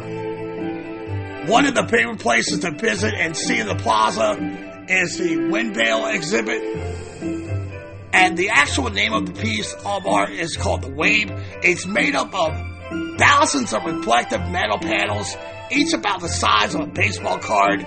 As the wind creates a natural wind tunnel blowing through the open areas between buildings, the panels flip around, allowing you to see the always developing patterns in wind current.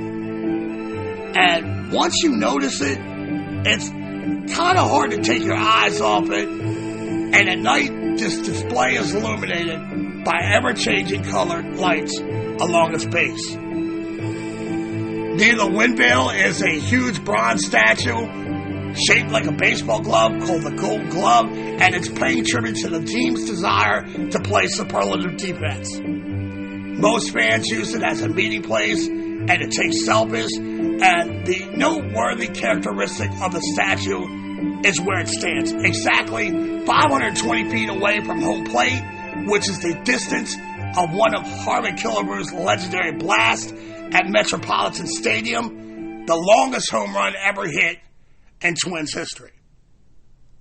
And speaking of Killebrew, the plaza offers several other features, such as a larger-than-life bronze statues of Harmon, Ken Herbeck, Ron Carew, Kirby Puckett, and there's also tribute to the city's previous baseball stadiums, the Met, the Metrodome, as well as Lexington and Nicollet Park, which I spoke about them in the first segment of this week's program. Walking into the stadium, it's easy to forget that this cathedral is built on such a small plot of land, but the bigger miracle is just how many great features are presented on the diminutive Target Field footprint. In many ways, Target Field is the antithesis of both the Citi Field and Busch Stadium, two stadiums Pop was built for the Mets and Cardinals. While those footprints are massive, you still have the feeling of intimacy once you're inside the bowl. Target Field may have a tiny footprint, but it also holds a refreshing feeling of spaciousness inside. And this remarkable design and engineering feat was pulled off by the way the house is built, up and out. An elevator will take you to the main concourse, which is called main level 0, and the bottom level of floors is called -2. The -2 levels contain clubhouses and workout rooms for the team with huge Twins and visitor clubhouses. Also, there is a Champions Club and ultra-exclusive dining and seating area. The swanky dining room contains the Twins' 2 World Series trophies and an exceptional assortment of high-end dishes. You can walk out into the seating area from the dining room, and you will be greeted to a section of 400 extra-large padded seats. It provides a badass view of the action, as the front row seats is literally 45 feet or 14 meters behind home plate. In the hallway between the dining room and the seating area is a large window that allows you the opportunity to be a fly on the wall when Twins players use the batting tunnel. On the main level, the first thing you'll probably notice are spacious 40-foot wide concourses, which you can walk unimpeded all the way around the main level to take in a 300-degree view of the yard. All of the seats in the house face the infield, and there are 39,504 of those seats in total, which is almost 16,000 seats fewer than were in the Metrodome. All the seats in the main bowl are theater-type seats, while aluminum benches with backs exist in the outfield near each foul pole. 2 outfield seating areas on the main level of concourses deserve mention. You got the overlook, a section of seats that actually extends over right field by 8 feet. Balls that land in the seats are home runs, but the ones bouncing on the facing of the section are still in play. The other notable section is the Power Ball Pavilion in right center field.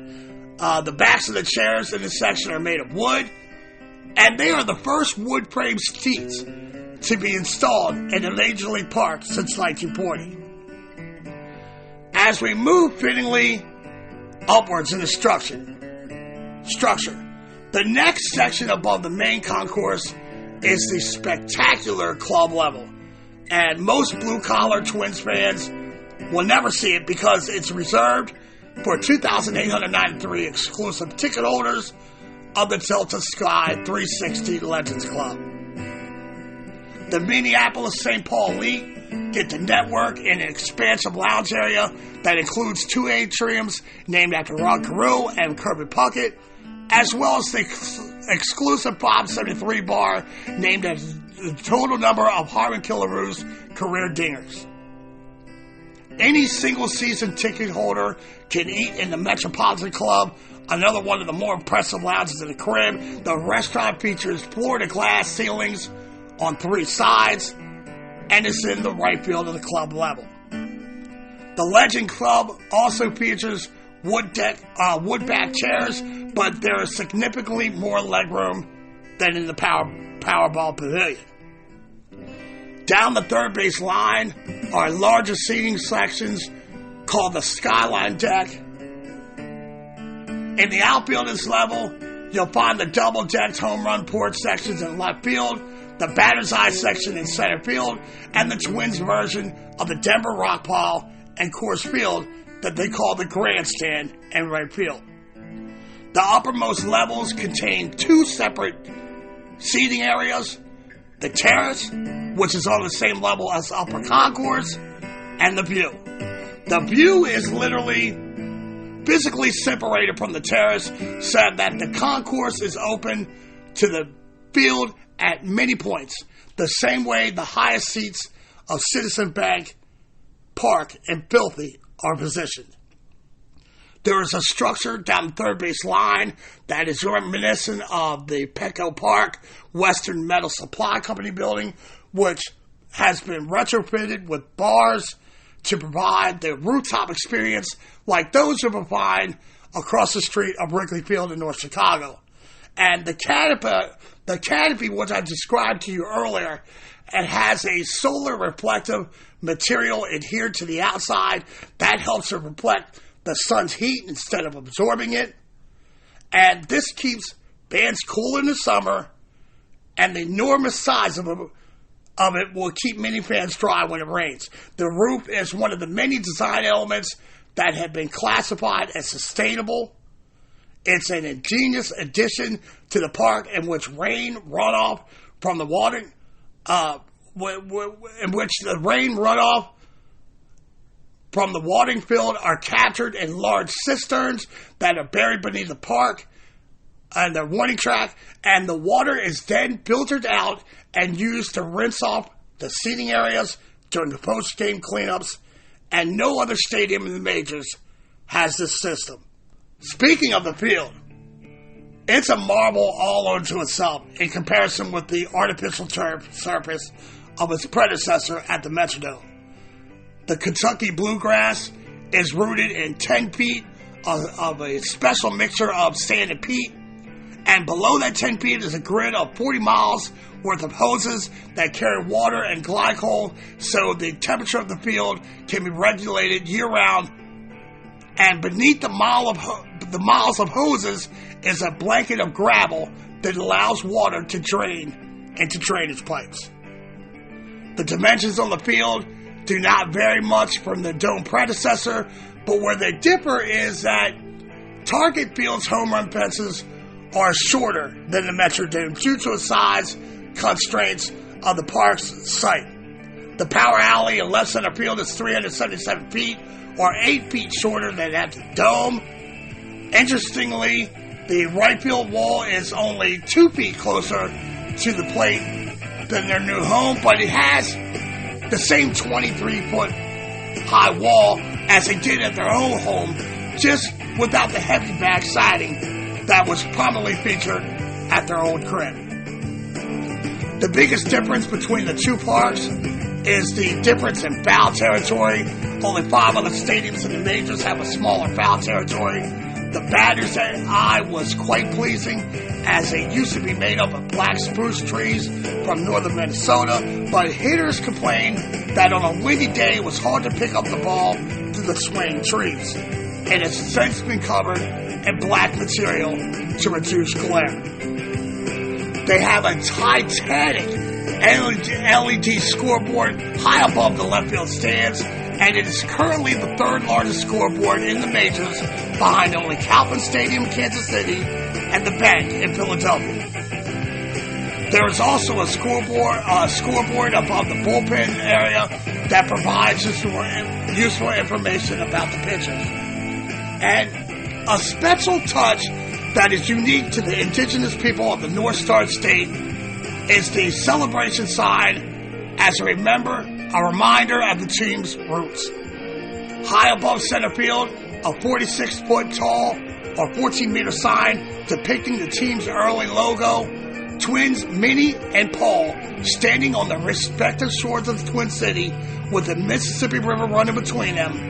And when a player drops dog, special lights speed around its periphery, and neon lights give the appearance of Minnie and Paul shaking hands.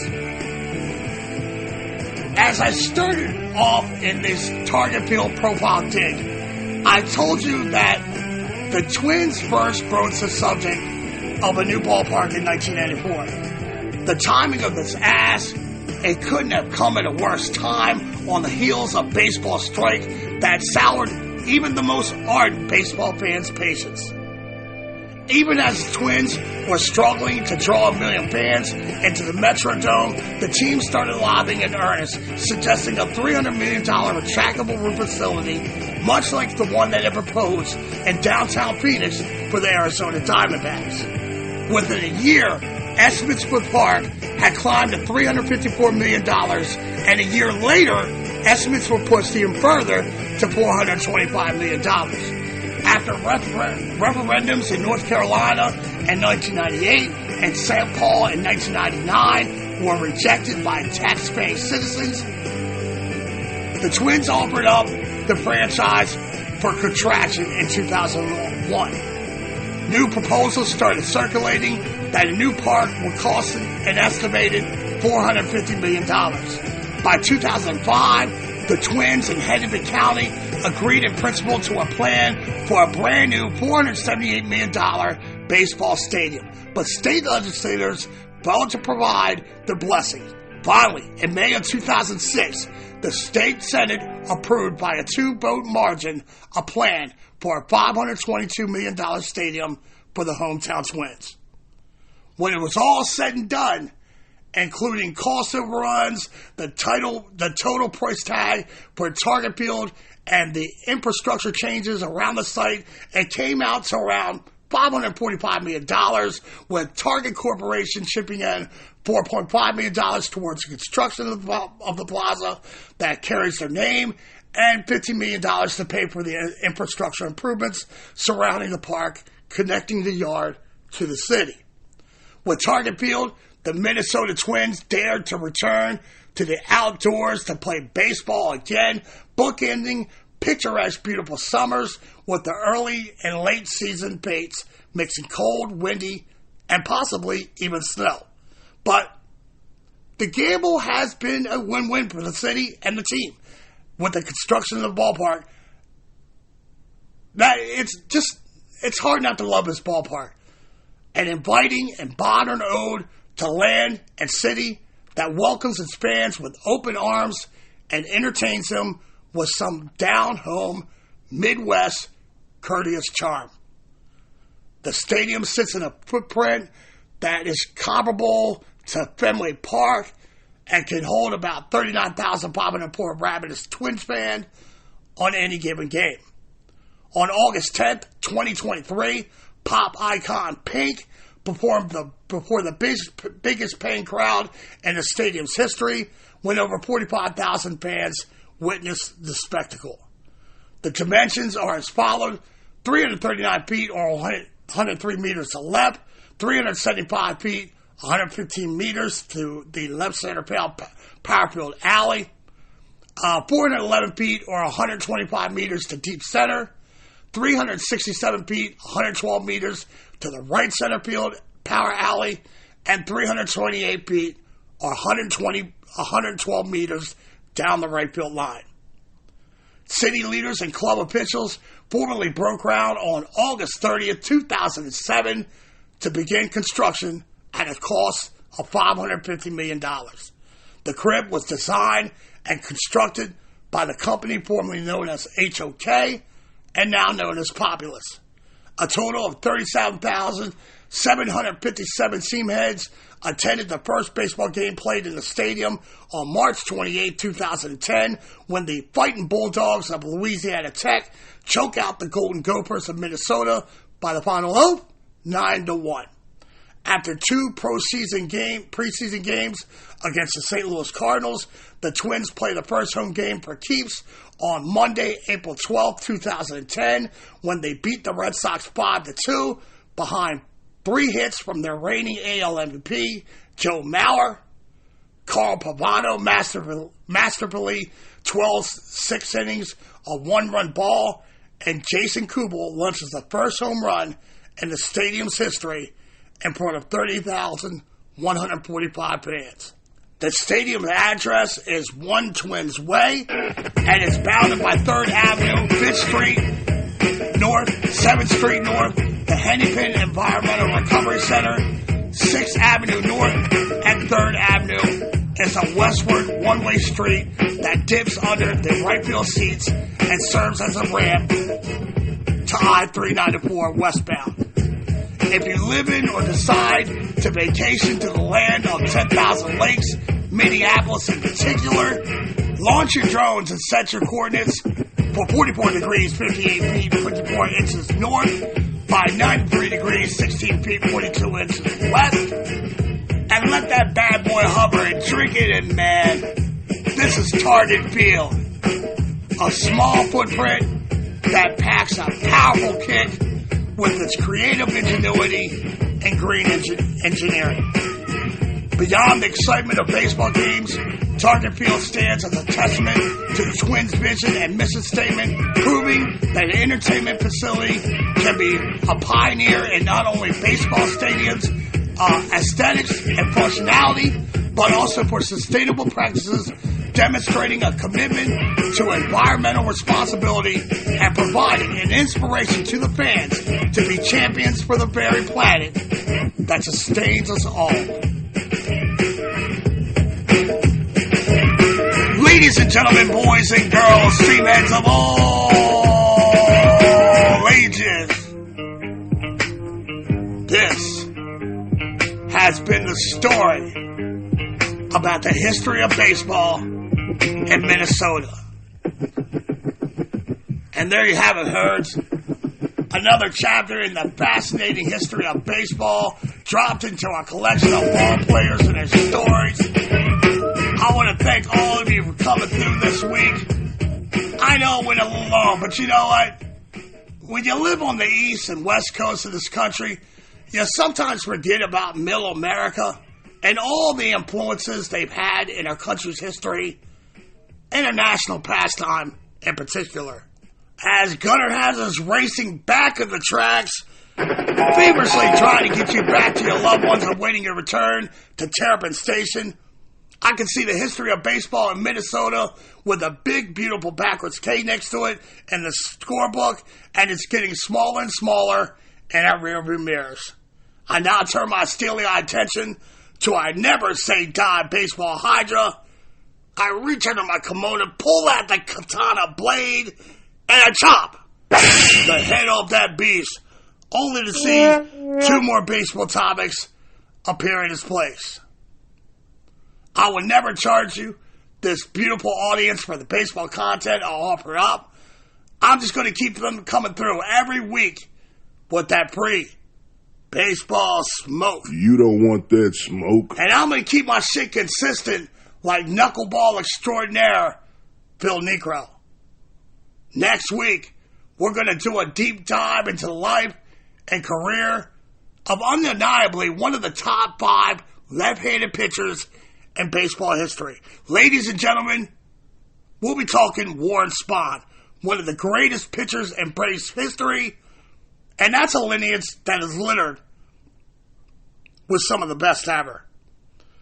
Feel free to rate and review my performance as you see fit. I ain't scared. I do what I do when I do it, and no one does it better. I mean, really, why you gonna settle for a 1977 Gremlin on cinder blocks when you can have a Ferrari Testarossa on dubs? You feel me? Please subscribe, download, share with your CMAT buddies, and let's keep this train rolling. I'm honored to be your gatekeeper for this game's history. And I'll be up bright and early tomorrow morning, working up a sweat in the bullpen, getting ready for my next start when I present the Warren Spahn bio. And I promise, peeps, I'll try to be better next week. Thank y'all for coming out. God bless and win the day. Me and my little soldier, Charlie Guns, we throwing up our Gunnar Hendersons, y'all. That's our number 2s. As in peace. Warren Spahn on deck with Chapter 178 and our Backwards K pod, where we collect ball players and their stories.